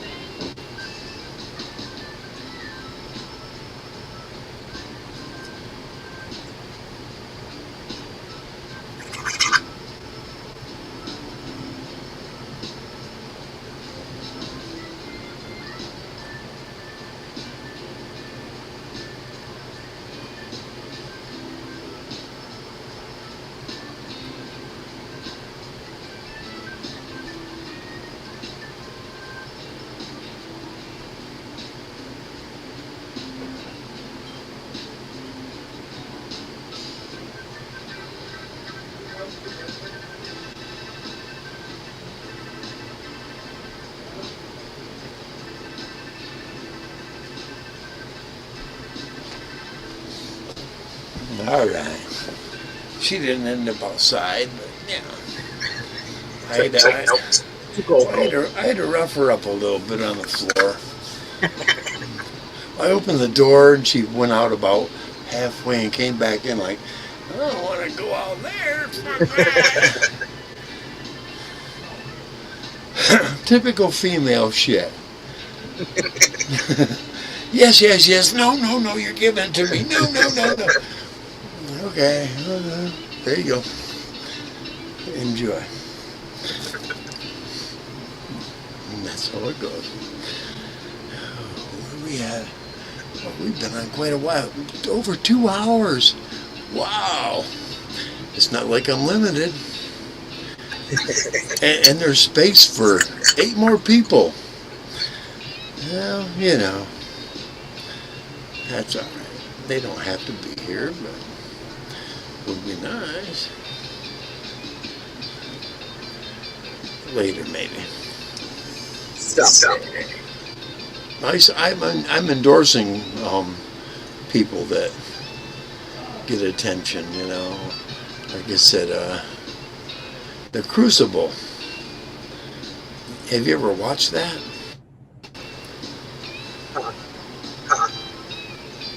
He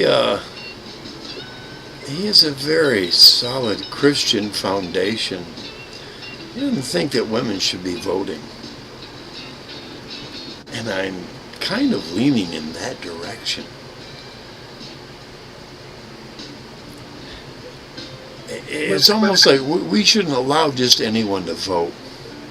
That's what he's saying. I get it to a point because women don't realize that they have been given a right by men who can enforce that or say no, you're screwing up too much. We could vote more on feelings and not on facts. Facts. What do you really want? Women are easily lured by their feelings rather than the facts, and I think that's something that needs to be addressed properly. Not maybe completely eliminating every one of them, and it's. I think another proponent to all that a lot of people don't want to talk about. There was a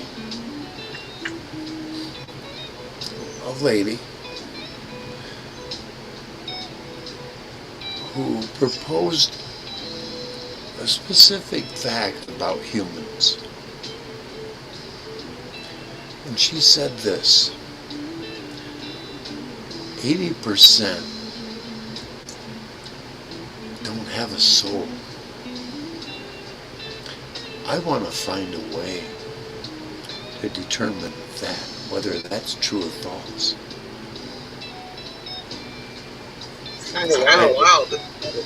I have a feeling only the soulless would oppose it. And they're 80%. I mean, that would put it to me, there's probably a lot of men in this world that shouldn't vote.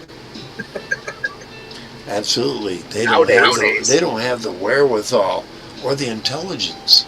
Exactly. I've met men who are 30 years old who shouldn't be drinking. You know, they should not be drinking. They have not they have not emotionally matured enough to handle alcohol. And it's proof by their past. The DUIs and the bar fights and that's proof positive. You should not be drinking if you can't handle yourself. That's why I waited till I was in my 50s to actually start drinking.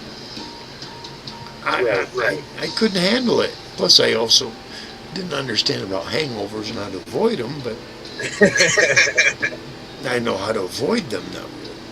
eat. I think a lot too is just if you look at generational gaps. Oh yeah. When you were young, we lived life way different than they do now. Oh, absolutely. Now they got video games and phones for babysitters. They didn't have to go outside from morning to night. Jump out of a garden hose. And you know, with cell phones and all that, I've seen animals that realize that their owners aren't watching them because they're staring at that little black box. Imagine, I've seen children do the same thing. They realize they are not being paid attention to because primary, is too distracted on their phone. When I've seen animals react in that way, you just know that everything from there on sees it. It's taken the world over. It's an obsession that they can't let go of. It is. I as soon as it gets warm, probably another 2-3 weeks, I like to set my phone right here on the bed and walk outside and sit out amongst watch the little stream barely move. And I tell you, it takes about 45 minutes to an hour before nature starts to go, okay, it's all right. Go back to what we were doing. Yeah. You know, it takes that long sometimes. Sometimes sooner, but it can take to an hour 45 for nature starts to go back to doing what it was doing before your presence was there. As long as you're sitting there not doing anything.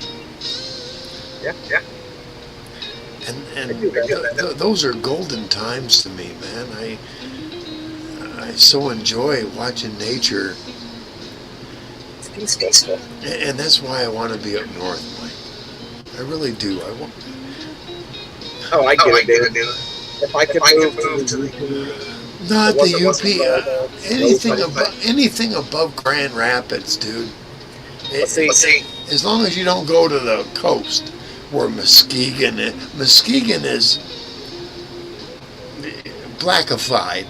Let me call it that. It's blackified. You know, but you get to 131 and on up, all the way to the fucking bridge, dude. It's different. It's a different type of people. I just like the UP. This right. Well, the UP is kind of that's a definite solid fucking ground to say. There are certain kinds of people that will not come up here because they won't, because they can't survive, because they have to survive off from other people rather than themselves. I've seen that. Yeah, if it wasn't for all that icky, sticky, white stuff they get up there. Yeah. Well, plus, yeah, exactly. You get above Big Rapids, let's say, Big Rapids in north, because Big Rapids is a college town, so you can have a mix of everything there. Right. You start getting north of Big Rapids, you're better off knowing people that have their own plowing company, or they plow, all their neighbors in the area. And all you got to do is, if you get stuck, your first year is not drive, but walk down the fucking road and go, who plowed you out? Right. And that's all you got to do. And you'll get your shit together, and then you'll start to budget yourself for, hey, it's going to cost you. Back in the day, it was only like $20, but now it's probably like $50 to $75, But, you won't need to be plowed up, but maybe 2, 3, 4 times in a 1 year period, But at the same time, up there, Yep. And you There's gain a lot of those people. They'll barter with you. and yes, and gaining clout with people, your neighbors is you discover it's important that your neighbors are like, yeah, the guy next door, hell yeah, he's a good guy, blah blah blah blah blah blah, and then they get in they get stuck or something, and you happen to be going by with your 4-wheel drive truck and a fucking stretch strap. Hey, let me yank you out, man. And then the end of fucking summer, your neighbor brings you over 50 pounds of beef because that's what he harvested 400 pounds of beef. You know what I'm saying? That's what I'm saying. You could That, have a neighbor that doesn't hunt. He plows. You're a hunter. You get 2 or 3 deer. Say, hey, I'll give you a deer. Take care of my driveway. exactly. Yeah, oh yeah, I'll give you venison, man. That food is probably worth the $50 he's making. You know. People figure out how to do that. Bartering, it just doesn't. It's great up there, especially if you have you know years of history with people, you know. And that's what I have up there. I have history. I have history of people up there. They know I'm a man of my word, you know. I say, I will give you this if you do that. I'm the guy. Yeah, he's done that every fucking time, you know. If you can't be a man of your word, you're not going to have a man that's going to stand around for you. Exactly. Well, the locals know how to weed you out fast, you know. Oh yeah. It's got to be honest. Yep. Like you said, if you're going to say, hey, come over and mow your lawn, I suggest whatever you have doing, you better go do it. Yep. I've seen that. Those people have been up there long enough that they're going to be like, whatever. Yeah, I've heard that. Kid down the street will do it. Yep.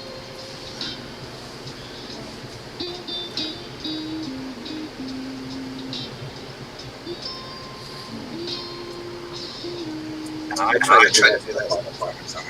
I mean, I mow my lawn. I mow my parents' lawn. And then there's a few neighbors. You know, there's a single lady down the road. She works all the time. She's like, hey, I'll pay you $25 down my lawn. I'm like, you know what? I enjoy it. I'll just do it. It takes me 15 minutes. Oh, your lawn. I'm done. Yep. But she's cool. She'll make some cookies. Come down the door, bring a here and there. I even had a couple of customers. I wish I could have stopped over after hours, but I never did, you know, because I could tell they were single and they just seemed to be mellow, and I just never took advantage of it because it wasn't my job to, you know, mingle, work with my private life, you know. Like you said too, though. It's down to maturity, morals. Yeah, exactly. You know, you train your mind to do one thing, so it knows probably not the right. Yeah. And I've watched so many people go the opposite fucking path and go to prison or die. I don't want to be either, you know. I don't want to die with a guilty conscience. Life is a thin line. And I try to live my life so that I don't die with a guilty conscience. You know. We all have guilt, but at the same time, you get to a point in life that you understand that you've learned from that guilt. That guilt's forgiven, and you have to keep moving on. But when you're that person that, I guess, going back to what you're saying, people with no souls, I could believe that could be true because if your conscience doesn't claim something wrong that you keep doing, then you have no morals or nothing there to tell you stop. People without regret don't have a soul, and I think that's one of the key elements to finding those who do, as well as those who don't dream. Those who don't dream, and you'll find there are a lot of people, they don't dream ever. Hell, even in my stupor state, I've come up with some profound dreams. Oh my God! I have, and it's funny that you say that because I guess before I got baptized 2.5 years ago, I literally don't remember a lot of things. And after I got baptized, my dreams are so vivid. It's like they get more and more vivid all the time. Like I can wake up and be like, holy crap. I've woken up from dreams and felt like, remember that feeling after you were done crying? I woke up from dreams, and that kind of release, that kind of you take that deep breath and that one extra. Yes. It's a great feeling. Yes. People without a soul never know that. Dude, I have dreams where I wake up and can't go back to sleep. As soon as I go back, that dream picks right back up. Oh yeah. And I'm like, how is this? It had instruction to give you. That's how I look at it. You needed further instruction from there on. Yes. You just about had it. And I think people who dream, that's what happens. We get instruction for months or years ahead. And the thing is, I don't think people understand that your subconscious will tell you a lot more than what you want to believe. You know, when you dream, everything in your mind is coming out somewhere. Ow. It understands the proclivity, the all the things that are leading up to something. That's proclivity. Scholars have these discussions. They really do. It's really weird, man. But they do it at a level that's been distorted because of academics. The way it's been twisted. And it's twisted on purpose so that real scholars don't have these actual conversations. Well, and that's anything in life. You know, there's truth, and then you can have something that's really popular that can bend that truth a little bit, and it starts to become believable. Then the next person comes in, twists it a little more, then it's more believable. People forgot how to read history. A spark is created, and it can be twisted one way or the other. Yes, sir. You plant a little seed, and it can grow real big, real fast. You just gotta be careful of all the weeds. Oh yeah.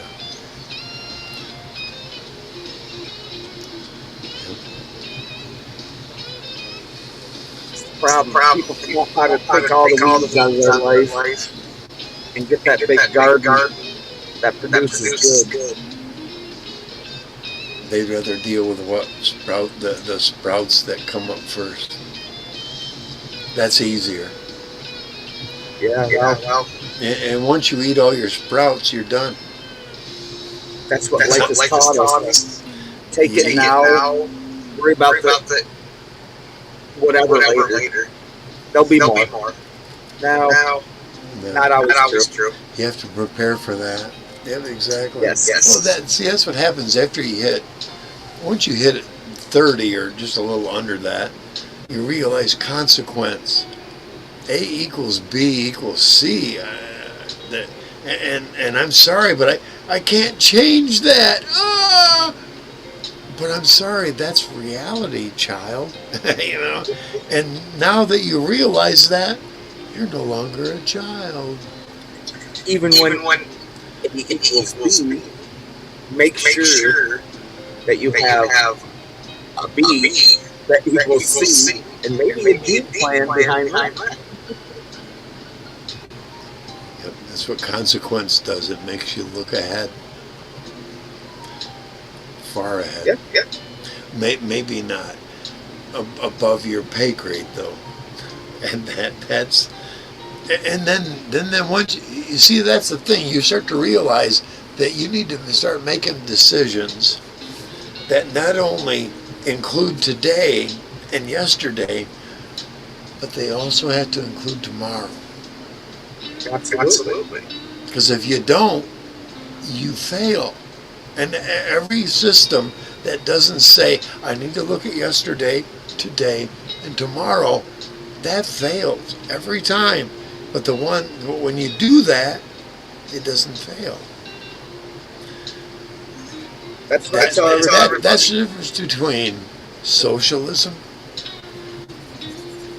and capitalism. They don't look ahead, and they're only looking at yesterday and today. They don't want to take tomorrow into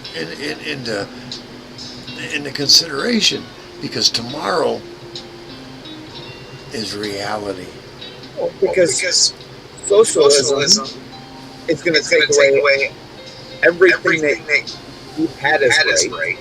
But they're going to be satisfied with it because they know tomorrow is going to be food on the table, gas, whatever they need, because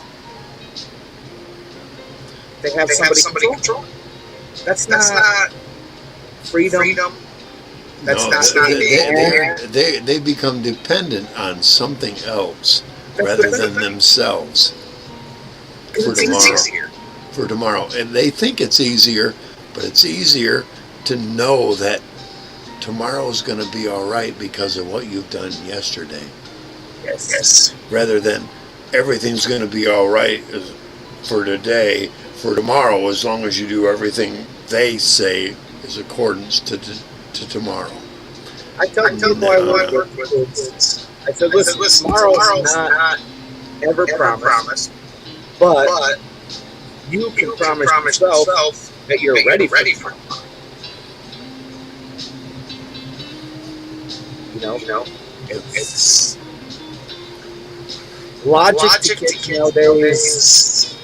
It doesn't make sense to what it did to us. It comes back to proclivity. Exactly. You perceive what you're going to get,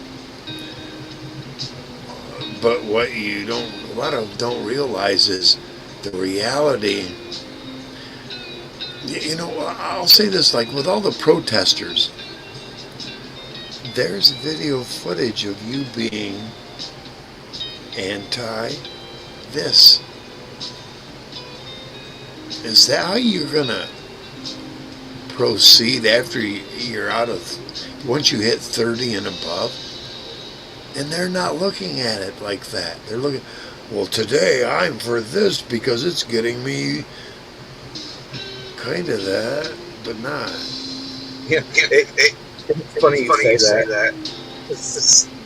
I look at all these protesters that burn their cities. After a week, of that city being burnt down, how much regret do you have that you can't go to the store that you burnt to the ground and get food? There's no longer a store nearby that will sell you anything because they don't exist. You burn it to the fucking exactly. It was still worth it. It's watching them destroy the planet and then turning around the next day and going, well, how come there isn't anything? You destroyed it the day before, motherfucker. You remember when that sure. California is right now hurting on so many. Oh my god, they're hurting on so many levels. The ocean. Because of the, it's almost like the rest of the United States is going, San Andreas fault, San Andreas fault, Dump them motherfuckers off in the ocean and let it fucking be. It's big enough for They asked for it. They asked for it. They want it. They begged for it. Let it happen. Give it to them. It's almost like we're scanners and we're going. We all get together and just build a big trench and push. Off to the ocean you go, motherfuckers. Where you belong. Look at all these hillbillies with monster trucks. Now you're all perpetual shark bait.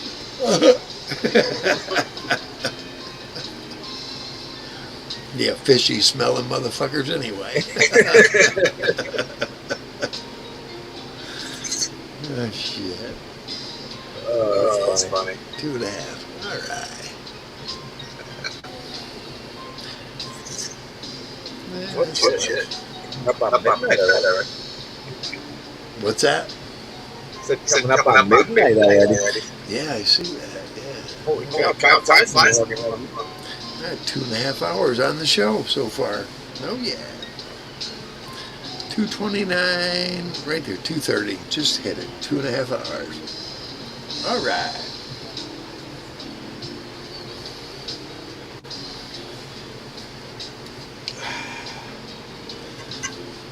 Gotta hit the bowl.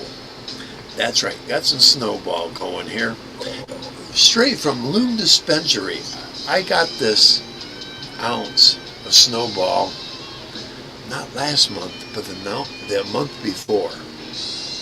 I've got another ounce of, I don't remember the strain, same level of THC, but I got that the month after that for free because I showed up at my local dispensary and got, I think it was like $20 you had to spend, and I got a free ounce.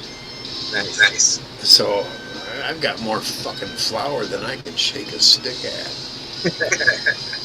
But yeah, this bowl, there's nothing added. I was adding a lot of resin and rosin to it, but it's just a straight bowl.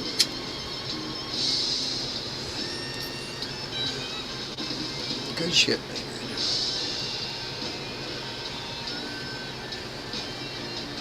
What I do though is once I'm burning through rosin and resin, I do clean this bowl out, and I've been saving the resin from the bottom of these bowls. Yeah, it's black, it's tarry, but I got a feeling there's going to come a point where I may need to dip into that and not have to spend another damn dime for a month or 2 or 3 or 6. Yeah. Yeah, because I've got quite a bit. I know I've got at least a 1/4 ounce of resin. If you heat a little bit of that up and just rub it on the outside of the cigarette. Oh no, a pre-roll. Yeah, a pre-roll. That's what I'm thinking. Yeah. Some states they're talking about taking away this, that have already given way to it.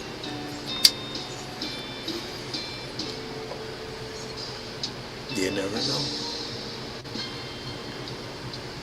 What can be given as a right can be taken away.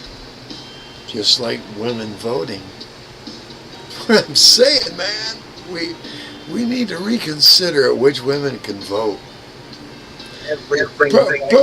Purple hair, living off from welfare their entire childhood and a third of already adulthood. I don't think those women should be able to vote. I'm sorry, you're too biased because you've been given what you haven't earned. Mentally unstable. Exactly. Emotionally, mentally, emotionally, and they're physically also unstable because the minute you take those two away, they act like they're fucking physically hurt. And again, comes back to what you do in your life.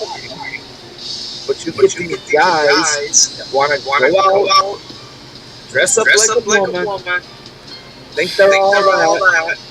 You're messed up in the brain. You shouldn't have a right to be nothing. And that's called perversion. Once you are a perverse thinker, it should be diagnosed as a mental condition. And you should be dealt with in such fashion. Dude, I'm telling you. I can't wait for the clips that are going to come out of this. They're going to be good, man. I think our whole world, a lot of our country, is literally heading to the state of Babylon. I mean, the perversion, it's like a concentration of Babylon, Gotham, and Samora. Yes. Yep. All those stories. You look at those stories and what we become in this world. It's not going to take long. Either we're going to destroy ourselves, or the man upstairs is going to have a steak. You're done. We've all been told it's coming.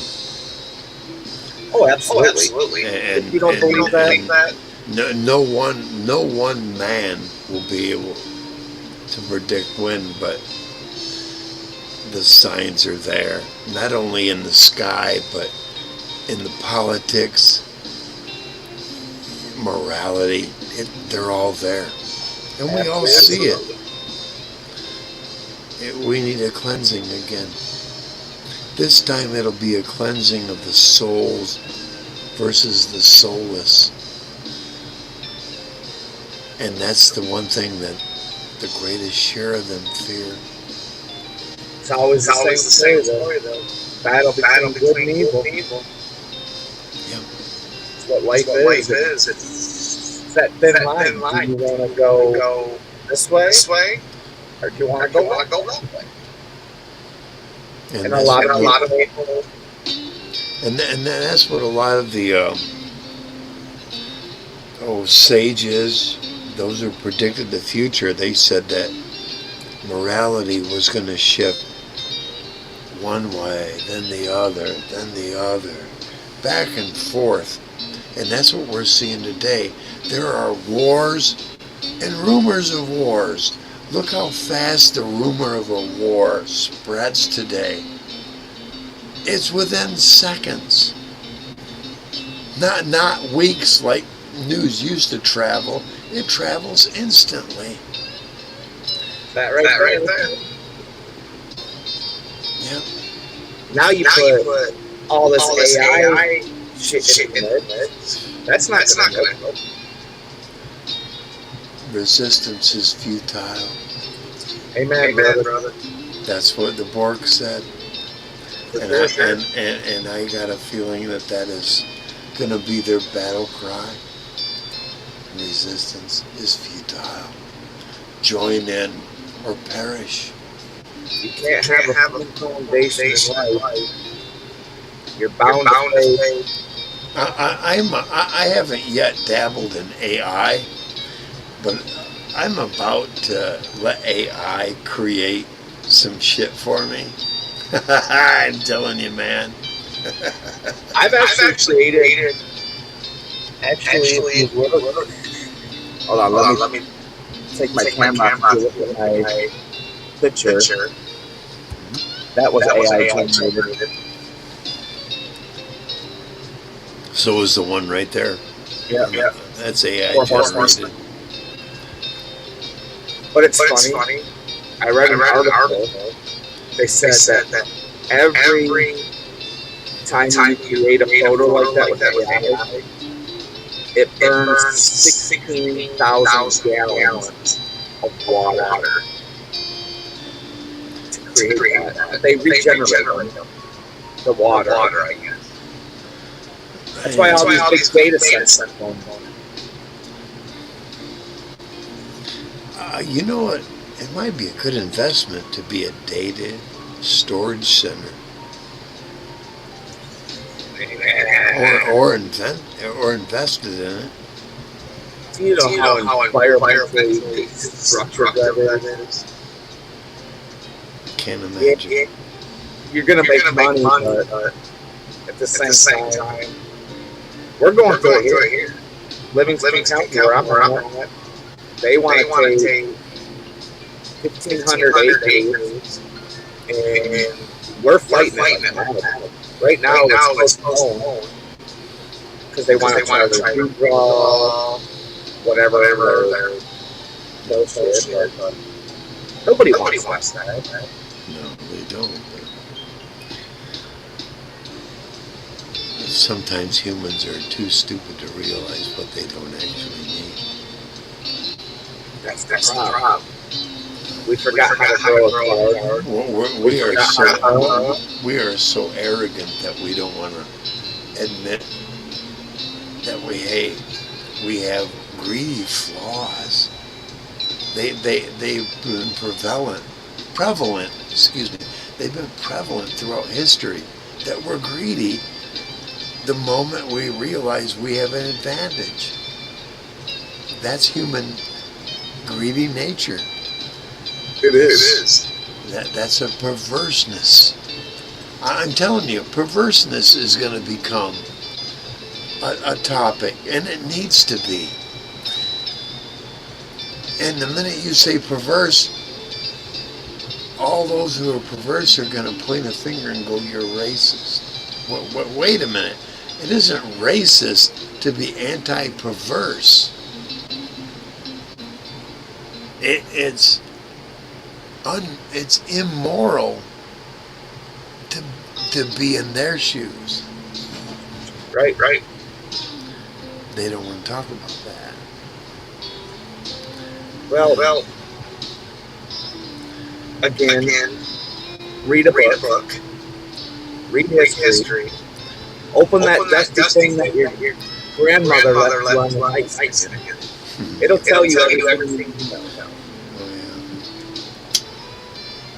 Everything you need in life is given. And it can be taken. But it's here.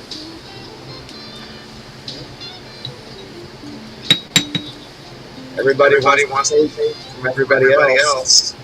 But they don't want to put time in to maybe take some themselves. You know why there's not 44 people watching right now? Because we aren't creating drama. We are not creating lies, deceptions. Isn't it kind of sad that what's become more interesting is that which is perverse rather than moral? That's what fuels everybody's life. Not everybody. Well, no. You know it. Yeah, right. Exactly. The people that shouldn't vote.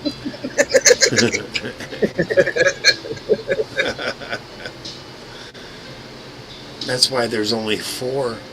Was it 4? Yeah, 4 here now, and not 40, because you and I aren't arguing and bringing up traumatic and dramatic bullshit, accusations and what the fucks, you just No, it's to me to be a human. human. If you can't have a conversation with somebody, whether they agree or not, you still walk away with their opinion. They walk away with my opinion. We both learn something, and we shake hands with them. It's not just my way. It's not just their way. We learn. We're humans. That's what we do.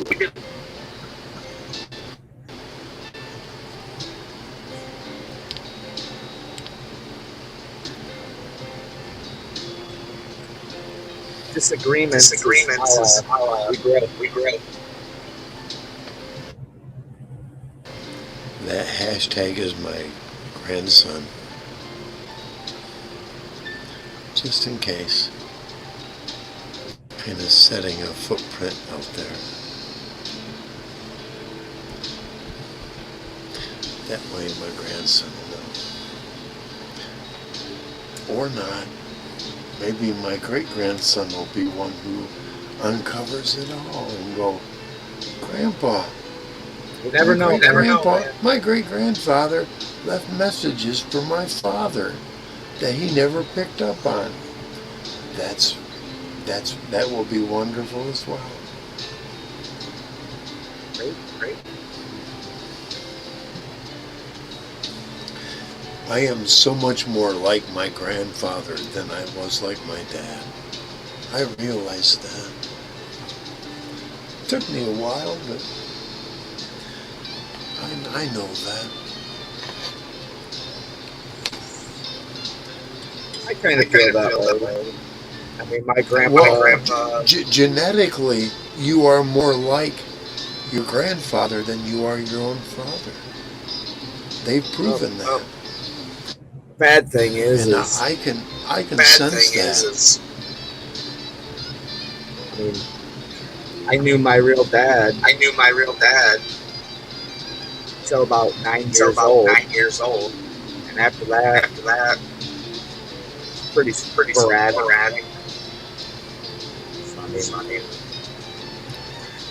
I was 8, Mike, 9 when my dad left the country. Yeah. Went to Australia. Never knew him after that. Never knew nothing. It's kind of how I was. I didn't take that. I did take it bad. But at the same time, I took it as a lesson. And when I had my boys, I would never let them feel the way I felt. And you know something, I made sure that even though my son hates me for, I'm not going to go into the whole spiel, but I've always let him know I've remained in Michigan and you can always contact me. I've never blocked him and never will. You have to be an improvement from the past in order to make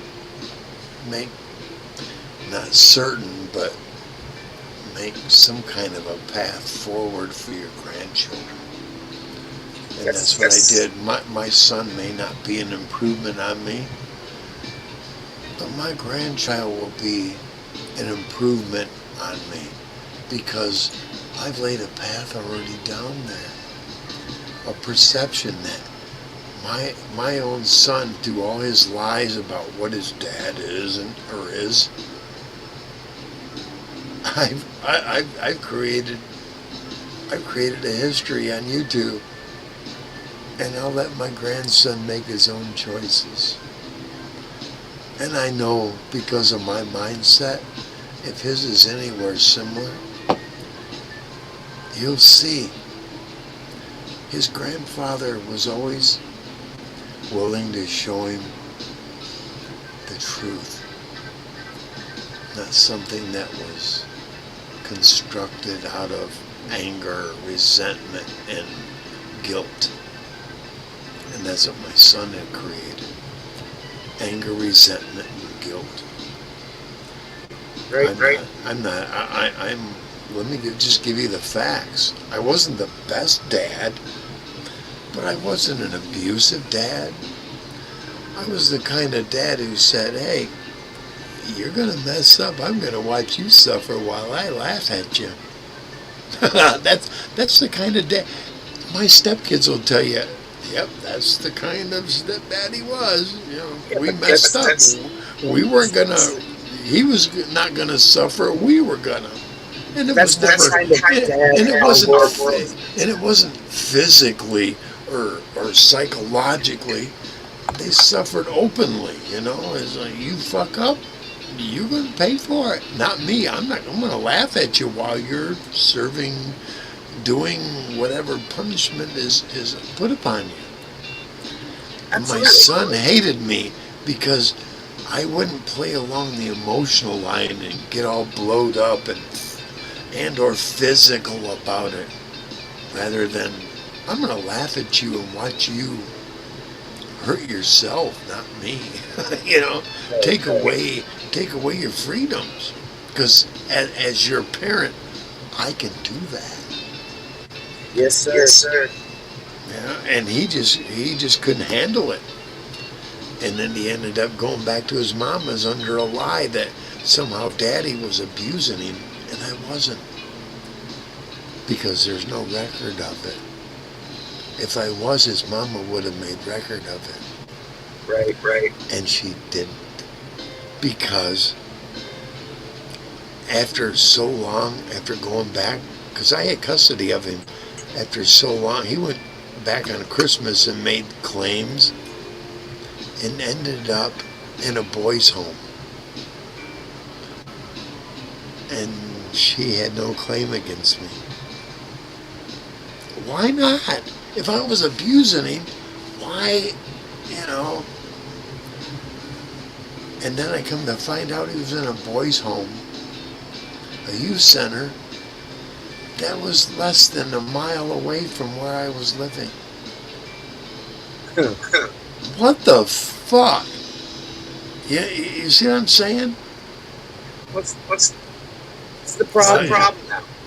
Today you got all these parents that feel bad because they have to punish their kids. No, your child is going to resent you no matter what you do. But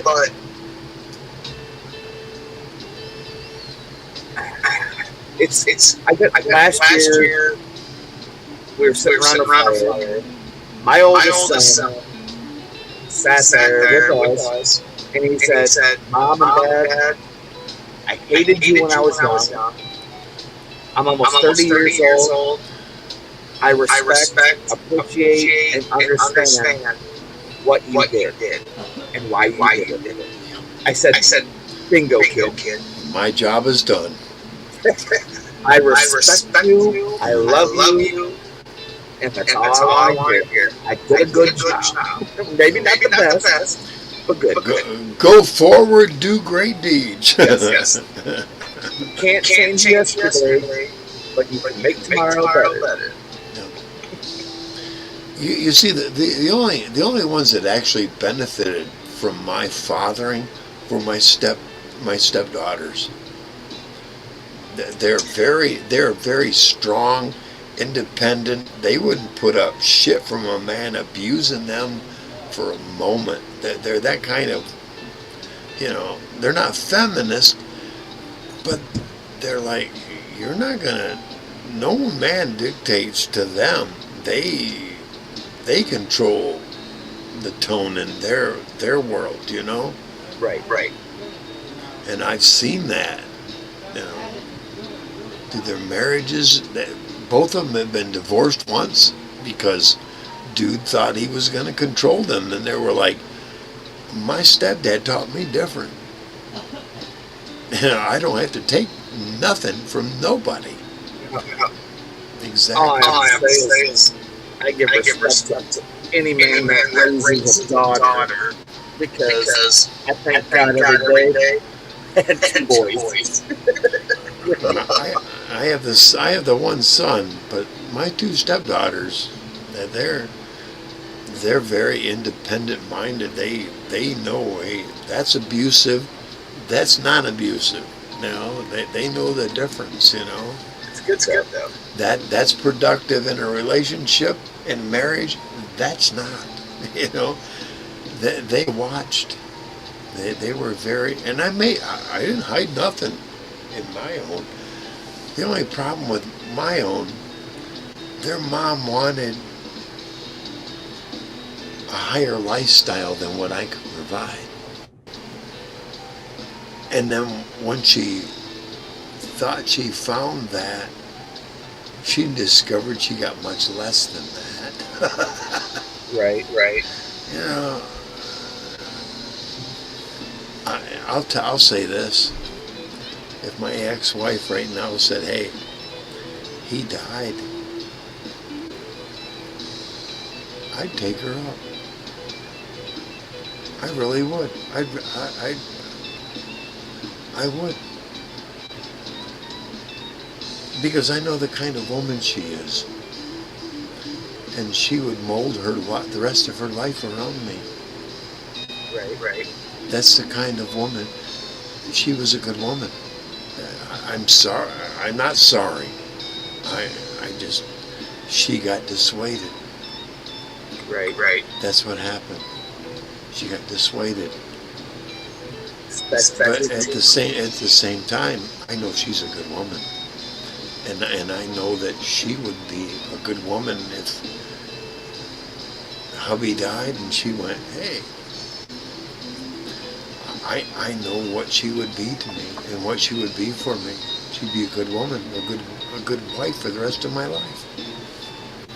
No matter which of us died first, Right on. Some women are like that. Some women mold themselves around the men they are attached to. That's what she was. I was told that at the very beginning when her and I got together. And at the end, by the same people that told me that. Hashtag Al Diane. Yep. That's who did it. Hashtag Al Diane Ignash. That's their last names. Ignash. For some reason they don't talk to me anymore. They used to. It's like the divorce kind of separated us. We got back together afterwards, and I don't know what's going on there right now. And I got a feeling that they're in that old stage of disarray, and eventually they'll both work through it and stay together. I helped keep Diane's husband Al from being an alcoholic for, I bet, 8 years. But eventually he went back to it.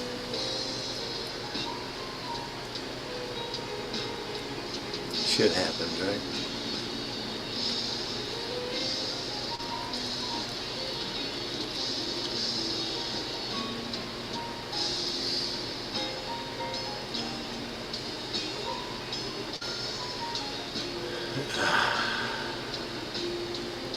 Take my face off there for a moment. Yeah, we had about 4 up here at one time. There's 2. This is probably our phones. That's fine.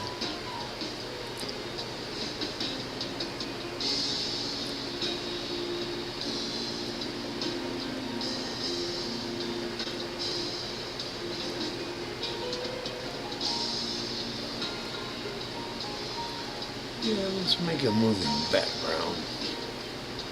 Why not? Mr. Reese had to step aside for a second. He'll be right back in no time. Welcome aboard the Tempest. Captain Smoke, welcome you aboard. Hey, if you get into the comments and chat, you'll find that the captain is ready to go. There we go. All right. Ooh, he's back. Oh yeah. Eyeballs were switching out of the head.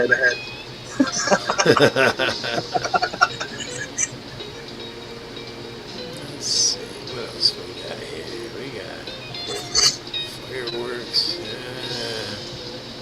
Star Traveler, that's where we're at right now. Yep. Oh, here we go, there's the sun.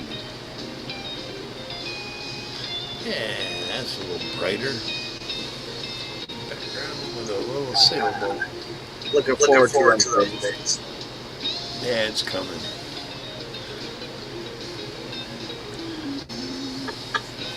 I'd love to be able to do that on Lake Michigan. It's cool.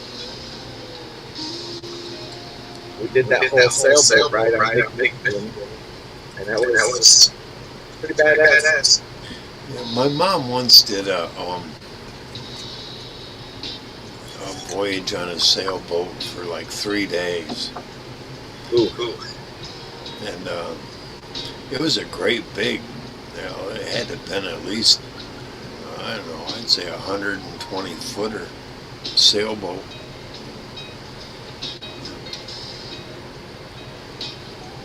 She didn't talk much about it, but she enjoyed herself.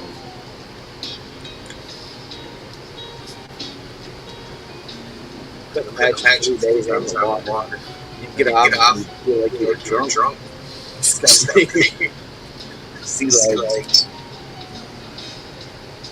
I'd like to do 3 to 6 months in the water at one time. See what that's about. I wish I would have went in the Navy, actually, instead of the Marine Corps. Because your first 9 months you're out to sea. Yeah. I'd have loved that, man. It would have been so much better. Been more guiding, more restrictive, because I had too much freedom being on land. Right, yeah. You don't have much anywhere to go on a boat. I was more of a stoner even back then, and being out to sea would have taken that right out of me. Yeah. Given me some kind of better direction, because you got no other choice. But on land you had choices. Many more. Yep. Yeah. But you say join the Navy your first 9 months. You're out to sea. Do the things you did in life, you wouldn't be who you are now. Right. Right. I mean, Yeah, a little we rebellious. choose path, I was very but in the rebellious. end, we find our path. I was a conscientious objector way back, and I shouldn't have been, but that's the path I chose back then. I adjusted it throughout the decades, but yeah. When we're young, though, we all have that. Yeah, Just we trying to find out who we want to be. Yeah, we want to go against the system because of the system. And then you start to realize how the system actually operates, generates, and takes away or gives, and yeah, consequence. Yes. I don't think you should be able to go in the military till you're 25. Yep, 25 should be the minimum. Better. 21. Because then you realize, wait a minute, if I do A, B will always happen.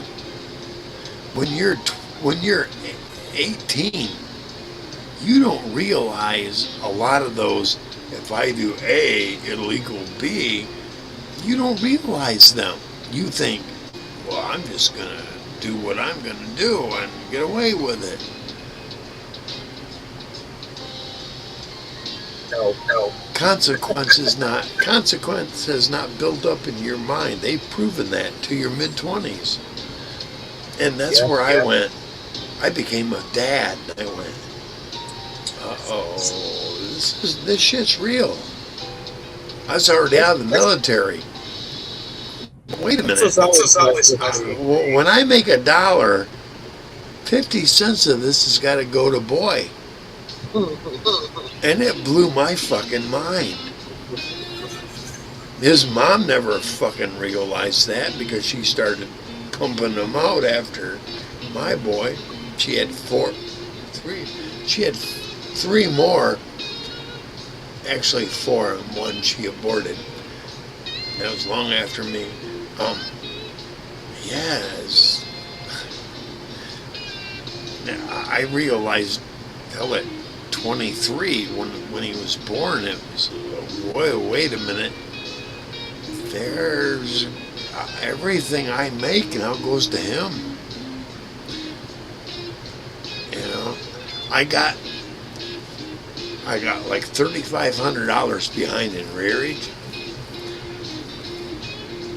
Within a year's time, I caught all that up and was zero. You know, I got a good paying job and paid my rearages, and I was up to date. Still, I even paid for his birth.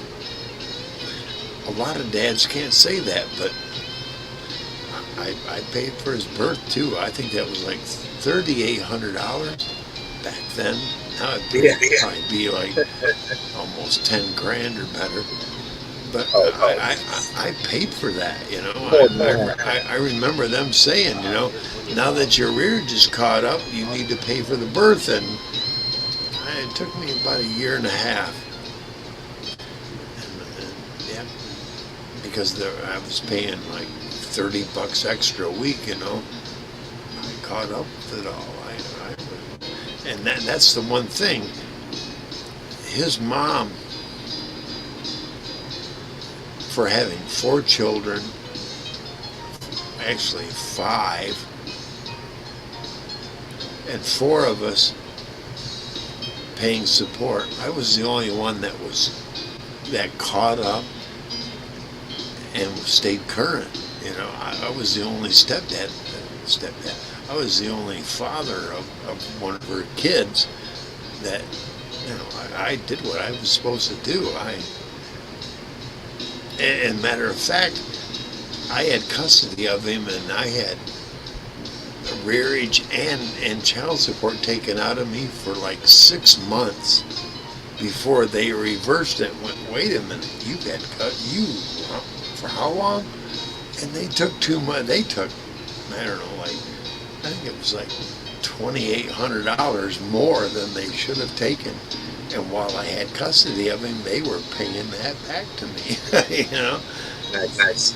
You know, I did my thing, and I had all the visitations and all that.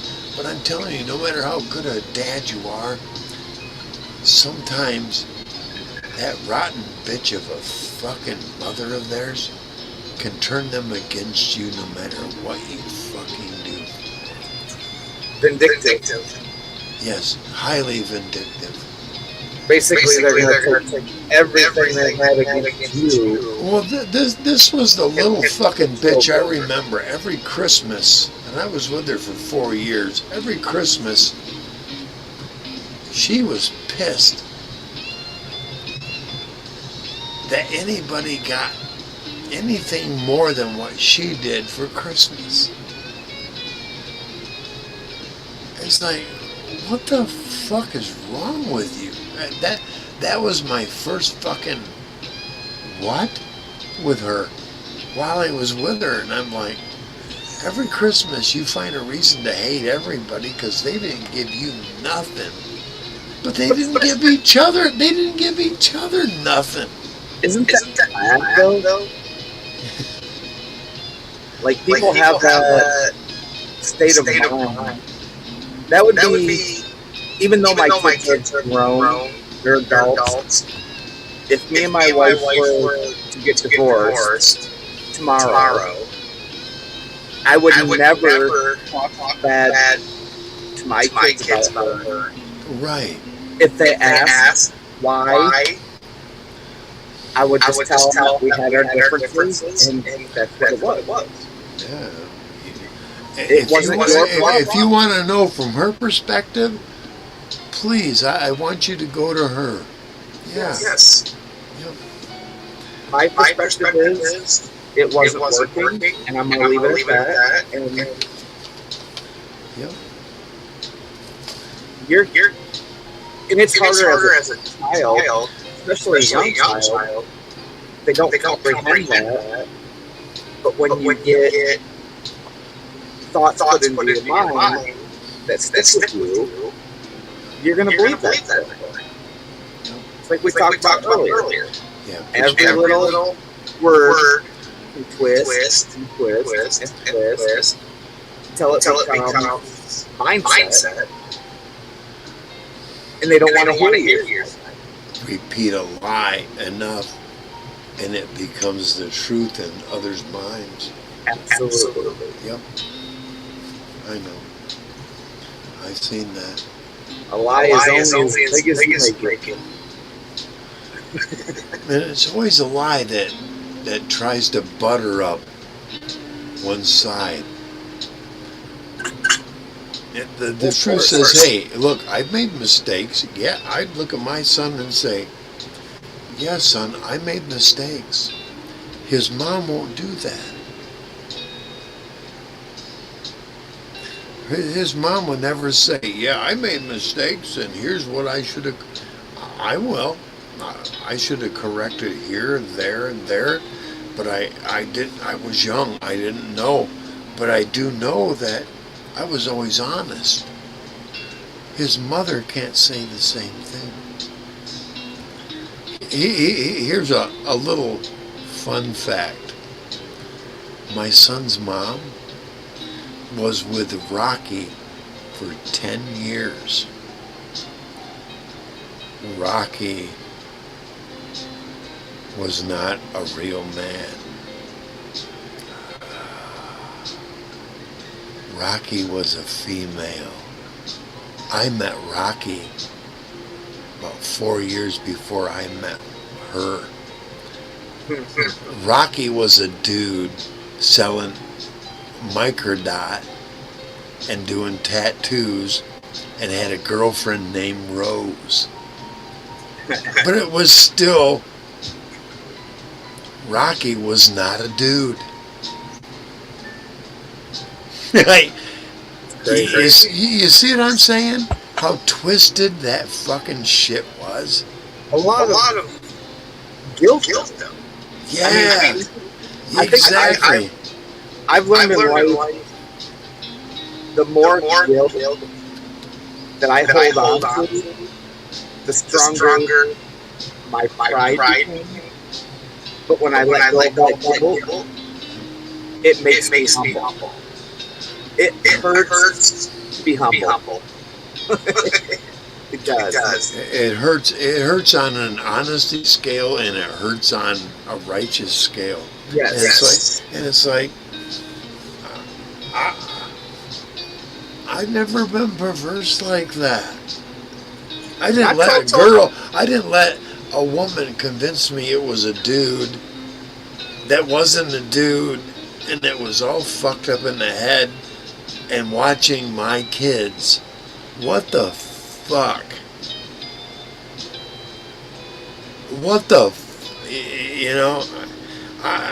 and to this day, this cunt, because I can call her that, this cunt would defend every moment of that, like she did something that was right.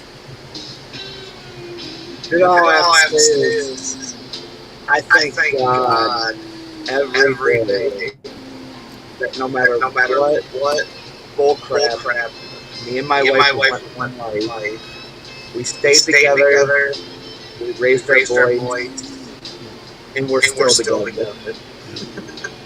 We made it. It's because you didn't violate certain levels of trust. With my son's mom, levels of trust were conditional. Right.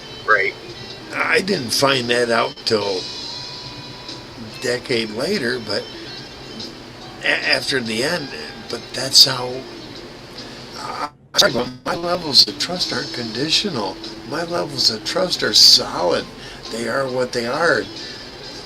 They can't be compromised on what you think or feel. They only sideline with the facts, you know. The foundation of a relationship is trust. Absolutely. And I would say after that, if not equal to that, is respect. That woman didn't realize the level of trust and respect she gained. And she turned it into a weapon that could only be used by an evil or sadistic mindset. Comes back to that whole manipulation. You know, I mean, trust me, been with my wife for 30 years, and I'm not going to tell you that it has been a perfect, smooth ride. Absolutely. We have went through a lot of shit, but we've come to where there is the respect, there is the trust, and we didn't give up. That's what happened nowadays. All these kids are so quick to give up and not put time and effort. And don't get me wrong. There's certain things that it's time to give up. Yeah. But it could be something big, but not big enough to not work on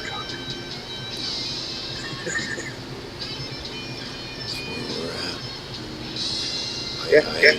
I would rather be one who sits in logic rather than let me make up things as the problem accumulates. No, I mean I would rather let's find the logic here and go with what's what's real and what's rational rather than let's make shit up. Let's create a situation that didn't actually happen. But if you add B and C up, it kind of looks that way. But you forgot to add A.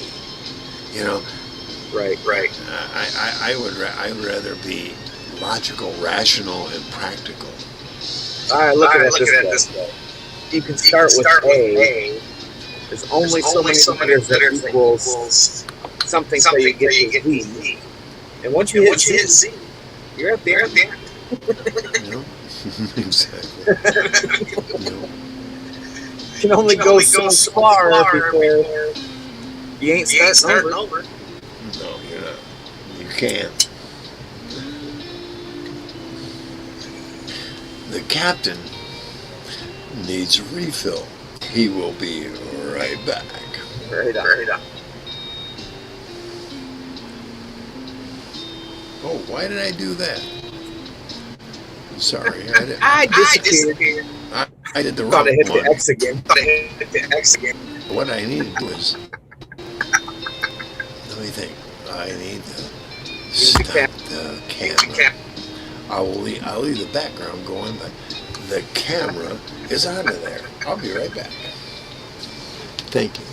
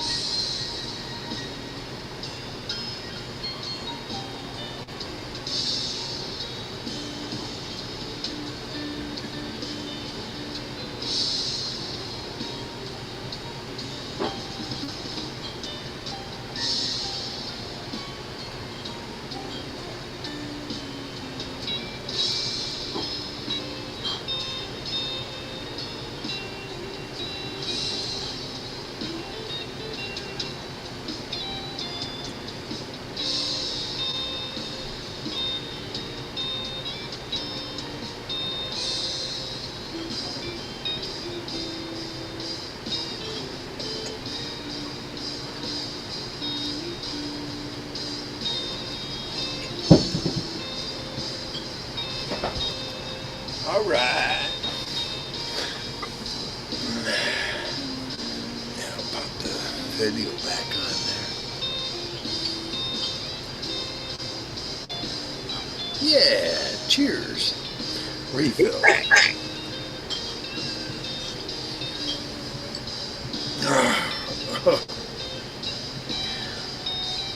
It's hard to tell how strong that is.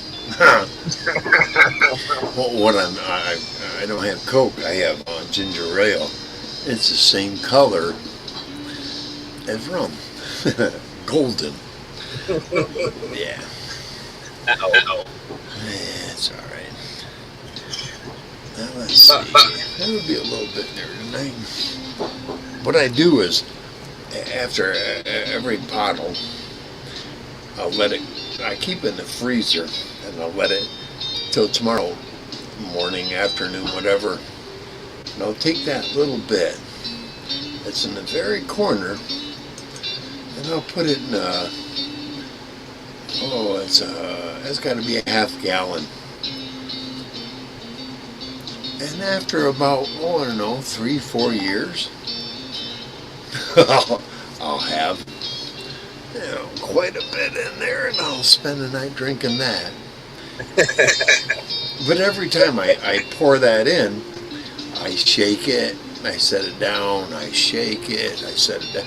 I shake it so much because I want it to be the best. And about it'll be 5 years or more aged, and it gets a little bit better of a taste. So you're saying 5 years, you're going to relearn what a hangover is. You know, I haven't had a hangover in a long time. A half gallon of Captain, you'll figure it out again. I haven't had a.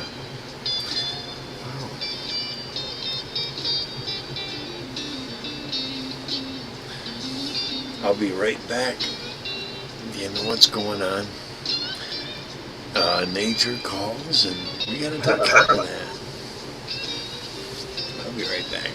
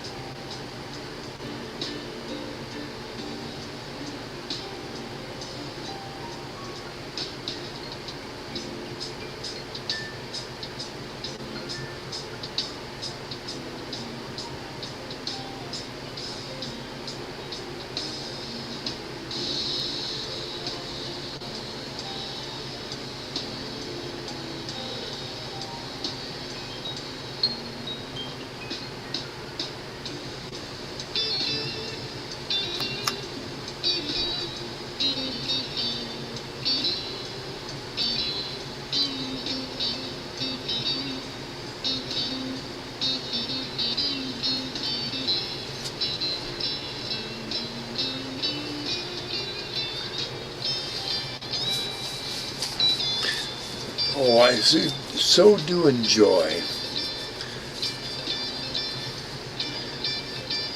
hand sanitizers. Yeah, I've always used them. Now, for a while there at Dollar General, you could hardly find it. They were in like little micro bottles, and then the old COVID days.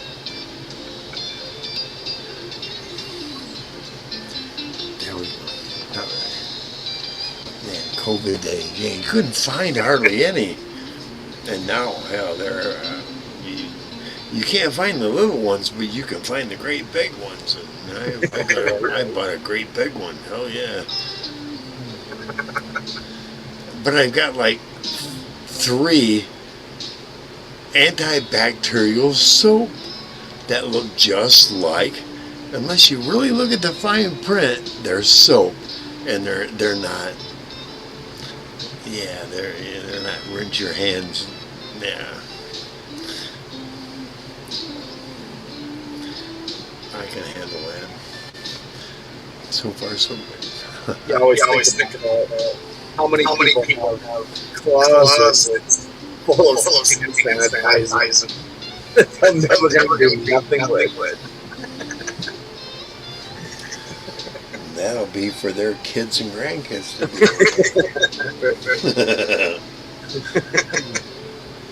do. Sweet child o' mine.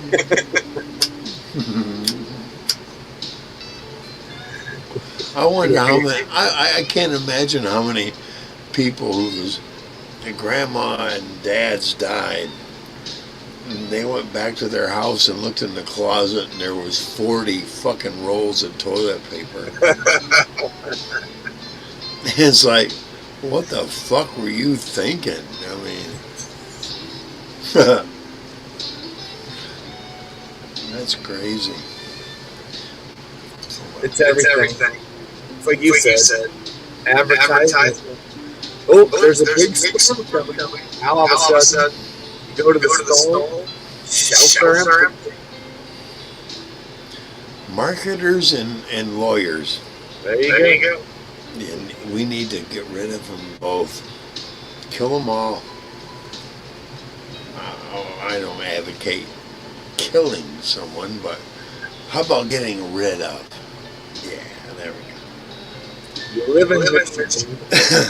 Oh, we're gonna get 7 inches of snow. Let's go buy everything. Shut up. Have you seen the snows in Australia? Have you seen that? It looks like plastic coating on everything. Oh yeah. You did see the videos that they were lighting on fire.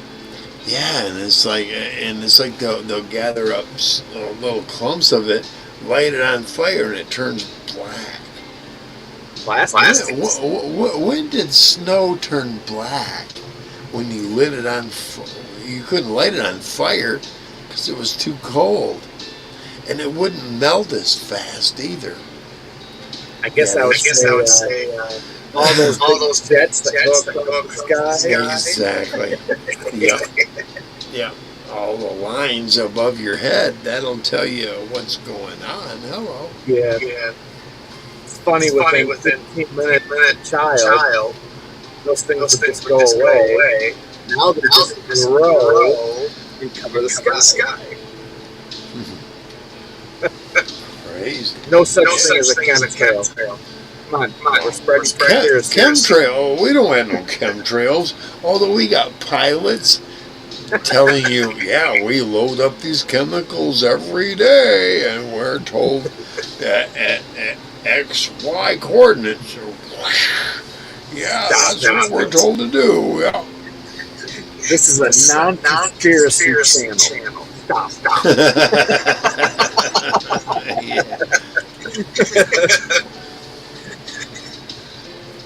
Anybody with eyes in a mind knows that. Wait. Look. Yeah, you look in the sky and you go, wait a minute, I got 4 going this way that are going to be there all day and they do nothing but spread out. And then towards the afternoon, I got 4 going the completely opposite of that, and they're going to spread out throughout the day. What's going on here? Why aren't the other 40 that are going one way and the 40 that are doing the same thing? Because they're not putting out the crap that the other ones are putting out. Duh! I can't figure it out, but I can figure it out. I went to work. Beautiful blue skies. Went to lunch. Wow, I got these cool zigzag patterns that are covering everything. And then when I get out, I look up and there are patterns going exactly the opposite. Oh, that's coincidental. But it happens 5 days out of the week. What the fuck? But it doesn't happen. Yeah, it doesn't happen on Sundays and Mondays, but the rest, because it isn't the weekend, they went to Sundays and Mondays or Fridays and Saturdays. We don't notice it because we're too stupid to see the patterns. Here's my theory. Mother Nature learned how to garden in pretty patterns. Yeah.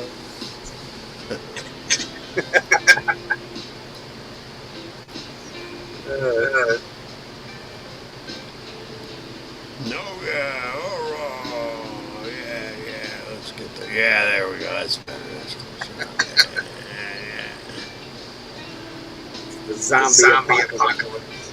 Yep, that's what it looks like. Yeah, let's do some background. There we go.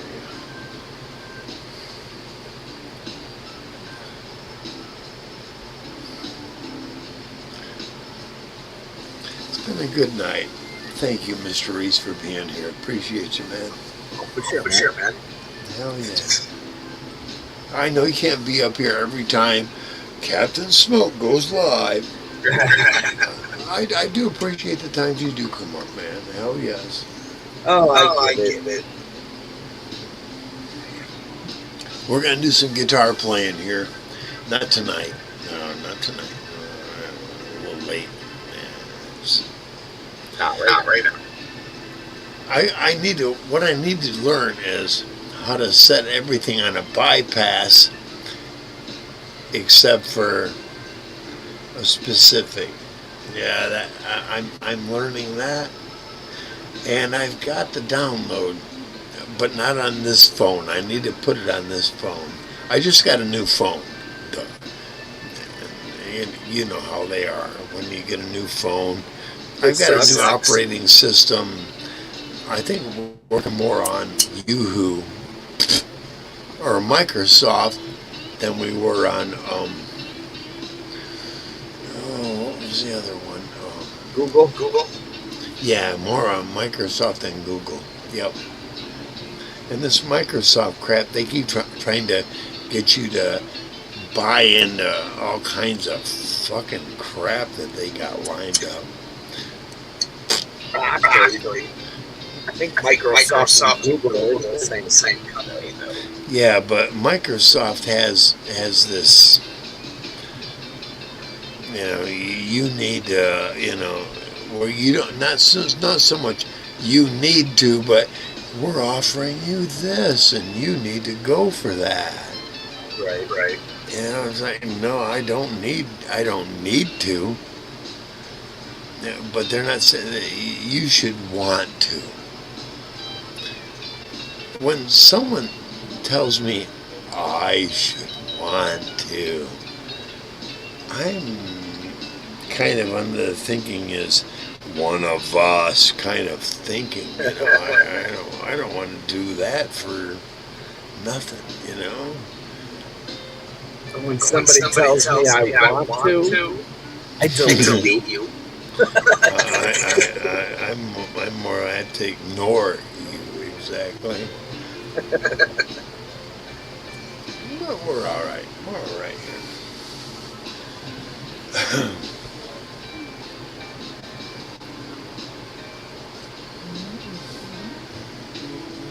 Whenever I get a new phone, I literally first thing I do is delete everything. Anything that I can delete. What I did with my old phone is I put it back into factory reset. And I think I'm going to go sell it at one of those kiosks. Why not? I mean, I'll get a month of payment out of it. Right. Wow. And here's the thing. I'm paying $7 more for what I had, basically, so that I'll have more memory. I'm going to change companies after a year and tell them, middle finger, go fuck yourself, and I'm going to pay the same for $10 cheaper. Right. What I've got is I've got 10 gigabytes. That way, if I'm out on my bike, I can record all the fuck I want to record. And they act like that's worth $12 more a fucking month.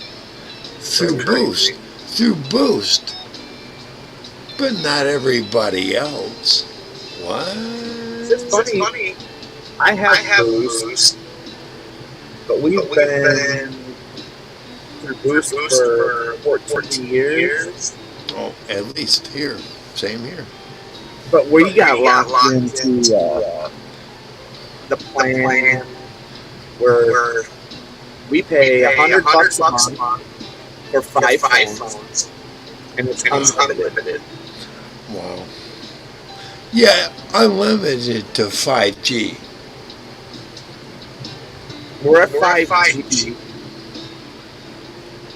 but I think once we go over 10, it drops us down to 4G, 4G. which to me it's good.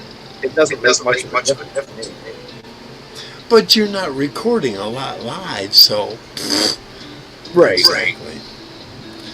Yeah.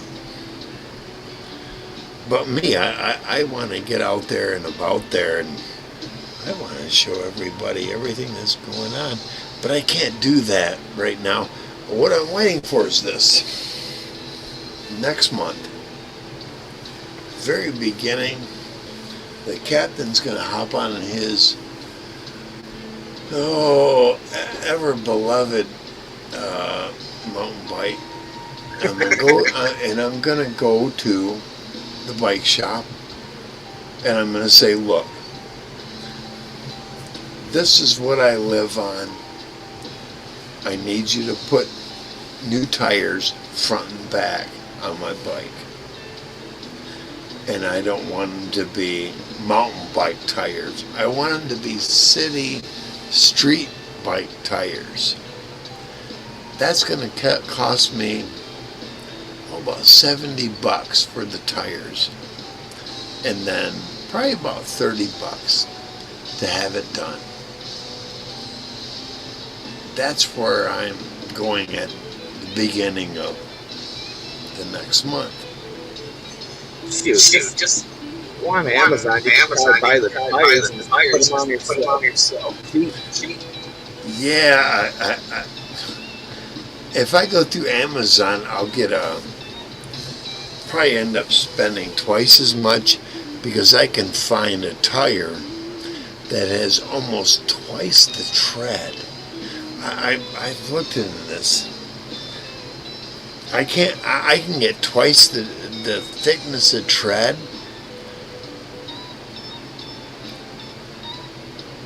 but how do I explain it? It's like I'll be paying for an upgrade 2 steps ahead, and I don't want to do that. Right. I want to stay 1 step ahead, and there's a bonus. If I come back next spring to the same bike shop, I get like a 30% discount. That's what I'm looking at. Basically, I'm an old saying, you get what you pay for. Exactly. So I think I'll spend about 110. I spent probably I had another, still have it. I have another mountain bike sitting out there that I quit riding because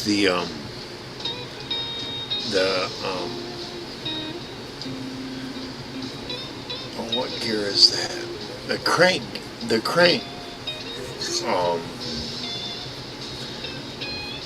My crank went out. The crank bearings went out in it, and in order to get that one up and the tires, it was going to cost me, I don't know, over $225, $250. Dang. And rather than do that, I put that one aside along with one other 18-speed touring bike that I have that I'm too heavy for now, a Schwinn Voyager, and I bought another mountain bike, and its tires are a little smaller than the one before, but it's been very durable. So what I'm going to do this spring is buy new tires, and when I pay for all that, I want to tell them that I want them to buy me ceramic crank bearings for the bike that I'm going to continue to ride, and I'll be back in 2 months to have them installed and paid for. I'm hoping they'll do that. They'll go for that. And ceramic crank bearings, they're, I don't know, 3 times more durable. They'll hold the grease better, twice as much. Blah blah blah, and that's why that way that I wouldn't be investing in a better bike, a better mountain bike in the next 2, 3, 4, 5, 6, 7, 8 years. It may be even, rather than buy another bike. And ceramics better. Ceramics are expensive, but they do last. Yeah, they don't hold the heat. I don't know. They're the most expensive bearings out there, and depending on, I think it depends on who you get them through. Ceramic is anything. It'll depend on the temperature they're fired at the overall resistance. Put ceramic brakes on your style. Be more expensive. Yeah, ceramic brakes. I don't want to do that. I want to stay with metal plated. You're not gonna get. It's not like I'm racing. Yeah, the only reason I want to go with ceramic bearings is the longevity. But when you start going into brakes and that's when you're racing other riders. I'm not going to race against anybody. I just want longevity on my bearings. Oh, even for a car, though. Yeah. I mean, I put brakes on my cars. I usually do like the hybrid, I guess. Like ceramic. It's not all ceramic. It's not all metallic. Or metallic. Yeah, I wonder what the coefficient is when you use ceramic brakes or metal brakes versus the other way around. The ceramic brakes creates less heat. And that's what I'm thinking too. With the bearings, yeah, it's a lower heat factor because the ceramics is hired at like, I don't know, 2,800 degrees, and no matter how much pressure you put on them, you don't get maybe to half of that if it does. And I'm wondering about brakes. Yeah, that makes sense. Yeah. I mean, with metal, you got to think metal on metal. Yep. You get the heat, you get friction. Ceramic, all that friction goes away. It displaces the heat faster.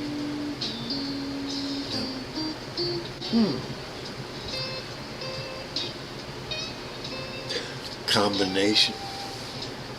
And that there's companies out there that are willing to combine both ceramic and artificial.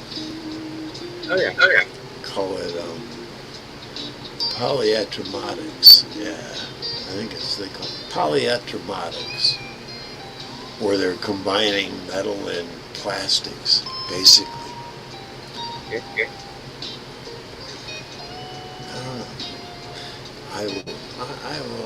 I'm not one to look into it and be an open mind about it.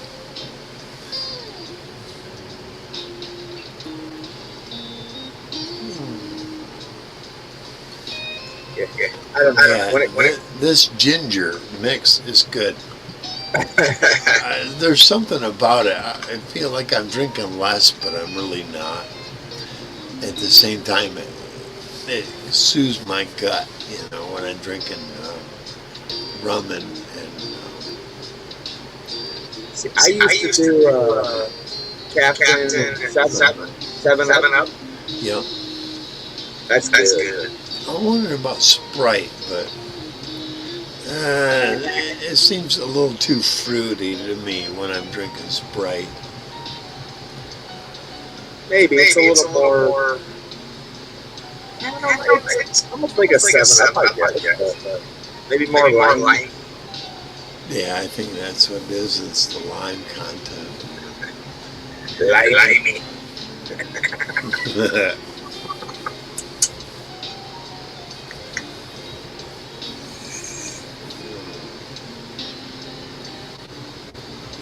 Captain is starting to feel the run. Absolutely. Captain, the captain is sailing. That's right. I can tell you just like, oh, here we go. That's right. All good, man. It's all good, man. Life's short. Have fun while you can. We try to. Absolutely. I would rather do it with a partner. And that's where the captain is kind of, yeah. Yeah, I look at a personality. It's like, what I need is a woman who's more active and says, well, really, show me. That's the kind of woman I need, dude. I need a woman like that. I don't know any, because they're all too afraid. They're too afraid to deal with an alpha personality who says, "Hey, challenge me." We got. I don't see any, dude. They're all afraid. Exactly. They want the dude to be in total charge, or her. I want both. Yeah. Both. Challenge me. I want a woman that says, "Hey, challenge me. I live 18 miles north of you. Hop on that little fucking whatever you got there of a fucking bicycle. Come here. Show me that you can make it here." I'll be there. There aren't women like that. They don't exist. Because they all want it. Uh-oh, I'm getting robot out of you for some reason. Yeah, I hear it. I got spinny shit on my phone.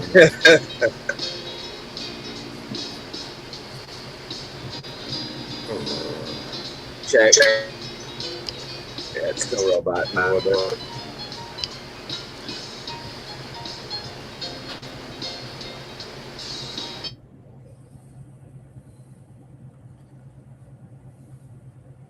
you go home.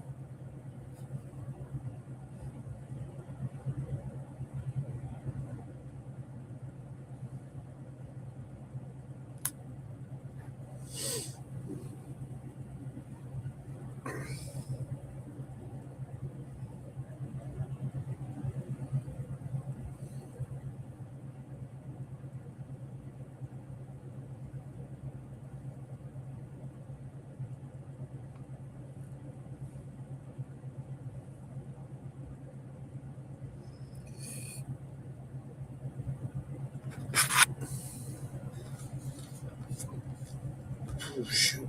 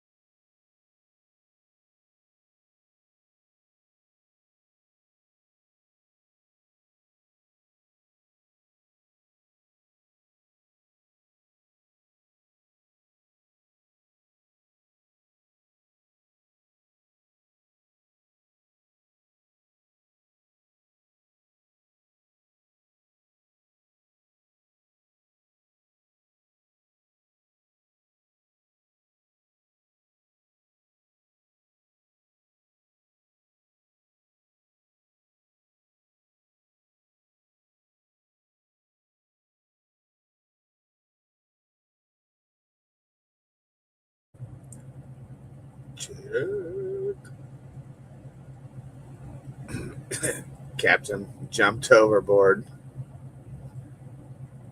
Yeah. All right, there we go. Yeah, I had to back up a whole bunch to get here. I was like, Captain jumped off deck. Yeah, it threw me out for some reason. Oh, we're good.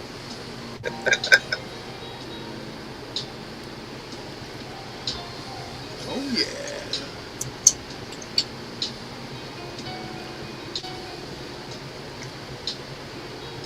Oh wow. It's been a hell of a ride tonight. Thank you very much. All right. Yep, for sure. Damn near 130. All right. Good times. Almost time to get some sleep. Yeah, we're getting there.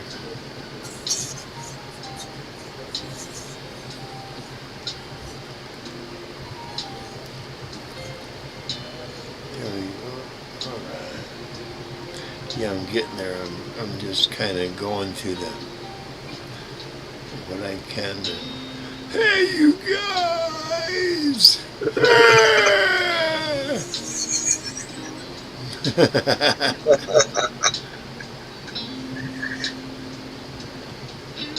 see, what am I? Oh, yeah. I have a captain. Oh, yeah, the captain. That's right. I used to do Monkey Man, but I've got a YouTube channel I follow called Monkey Man, and he's a good guy. So I don't do Monkey Man comments anymore. But that is Monkey Man. I'm trying to remember who the hell that is. That's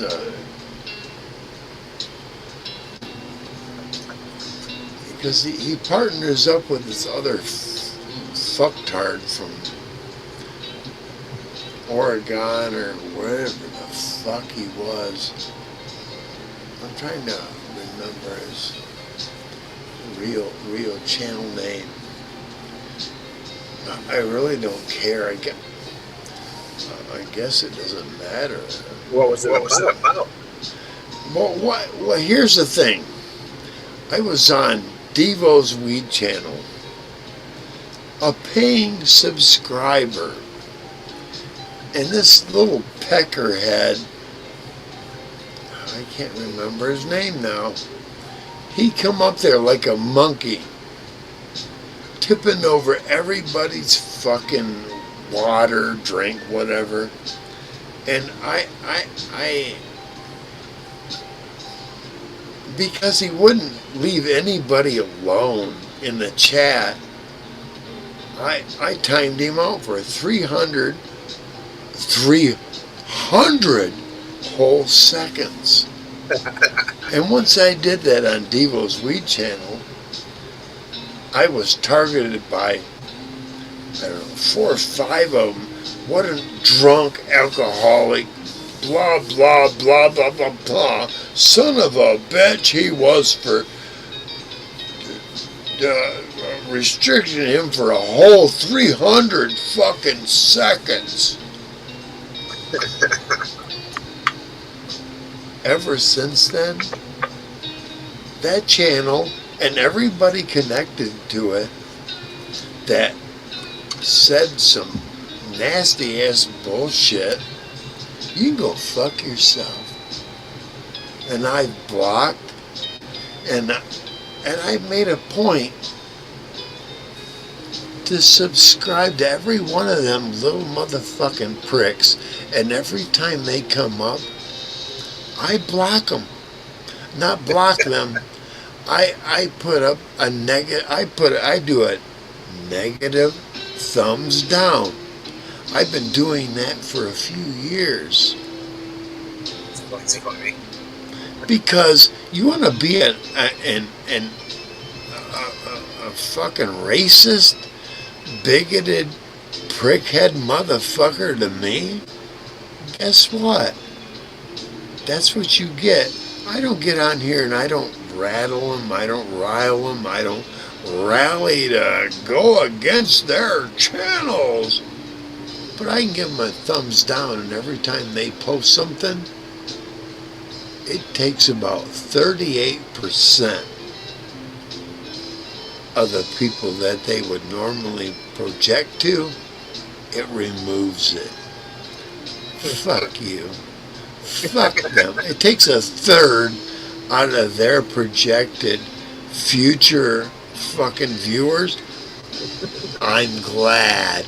I've looked at I've looked at the statistics, and every time I give them little bastards a thumbs down, 1/3 of the people that wouldn't see it don't see it. Go fuck yourself, motherfuckers. Each and fucking every one of yous. I'm glad to do it, and I will never stop. Because the moment any of their shit pops up for notification, you get a thumbs down, and 1/3 of everybody you want that to get to doesn't get to. I am so glad, and I hope there are at least 3 of us that are doing that to you each and every fucking time. That's the gratefulness you get, and I was even contributing about $15 a fucking month to them. Yeah, because I like being there. I like contributing. I like participating. And the moment I went, time out 300 seconds for dickhead that comes in here and acts like a fucking monkey, spilling everybody's fucking drink off their fucking table and everybody going, and I timed him out for 300 seconds, and the little fucking bastard to this day doesn't go there. What the fuck? What the fuck, dude? You lost. Yeah, Beavis and Butthead can suck my Beavis and my Butthead. And along with their channel and anything that promotes them, I cut a third. Each and every motherfucking time out of their project audience. You're welcome. I know the statistic. I know what it does to give a thumbs down. And when I say Beavis and Butthead, what I'm actually saying is this. It's Cheech and fucking dipshit. Cheech and wrong. Cheech and motherfucking retard. Because Cheech is cool. Chong is the fucking wrong fucking piece of the fucking puzzle. He's a fucking idiot. You sound like this all the time, like you should be talking like you got a speech impediment. Every time he opens his mouth. Why would anybody who's a native, which the other guy is, he just doesn't want to see it. Why would you want to endorse a peckerhead that doesn't know even how to talk right unless he sounds like a fucking retard? Yep, Butthead. All those views. Now, Cheech and Butthead is what I call him. Cheech and Butthead. Cheech is cool. Butthead's a fucking cartoon idiot.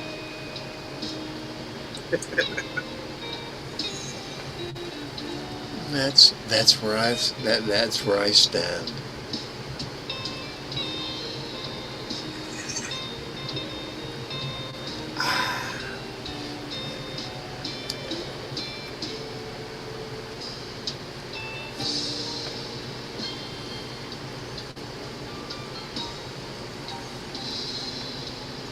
Loving the music in the background. Oh, yeah.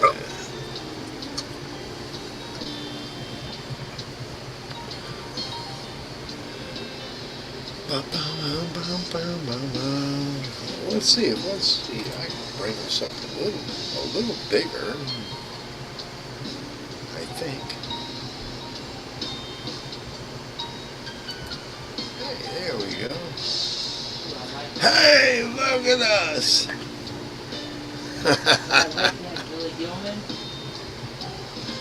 That's a little more presentable. That way I don't feel like I'm off in the corner there going.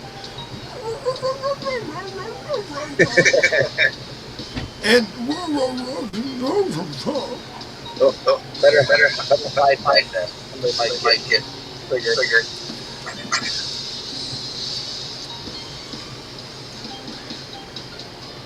Oh, nice. What that? Oh, yeah. How many? That's 1,000 or 100? I bought that for like $5. $100 bill. Oh, yeah. I'd like to get one of those. Oh, yeah. Actually I bought that because from sperm.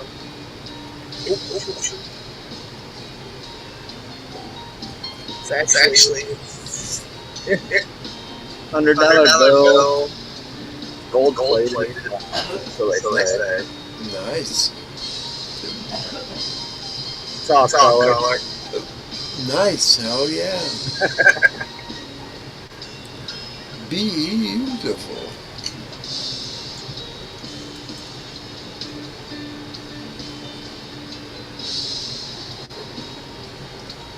Yeah, I think I bought out 5 of them.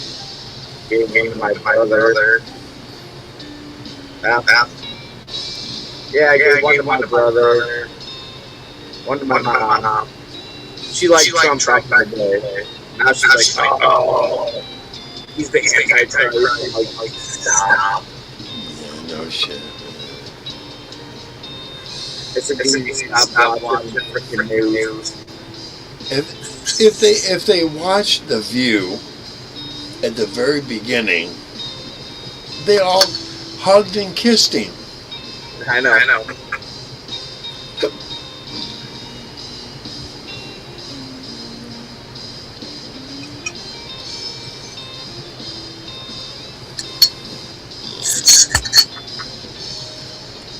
Snap.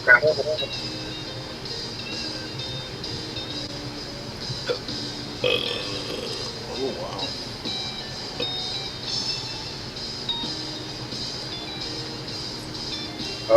Calf. Get hiccups. Oh, yeah, hiccups. Always. Yeah, we're going to call her quits here pretty soon. Yeah.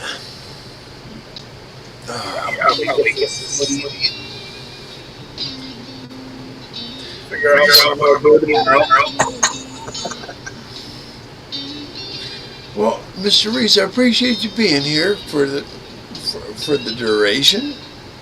For sure, man. I appreciate the conversation and talk to somebody that has A little bit of common sense to him, right? Goes a long way. Absolutely. And to the others, hey, JB. I always got to give a shout out to JB. JB is the man. For sure. I watched so many of his little videos and clips. I got to give him the credit where credit is due. He's doing a lot of work. Hey, he's improved his world. Oh my God. I watch him all. I always give him a thumbs up. Don't always leave a comment. I always put the same here, man. JB, his little dog. I love his little dog. I told him that was the best dog in the world to ever have, man. If someone said, hey, you need an emotional support dog, that would be what I would pick. Right there. Yeah, he's awesome. Hell yes. Well, with that, I'm going to sign out and see you later. And thanks for being here, Mr. Reese. Sure, brother. Peace and God bless. Absolutely. Peace out. Here we go. All right.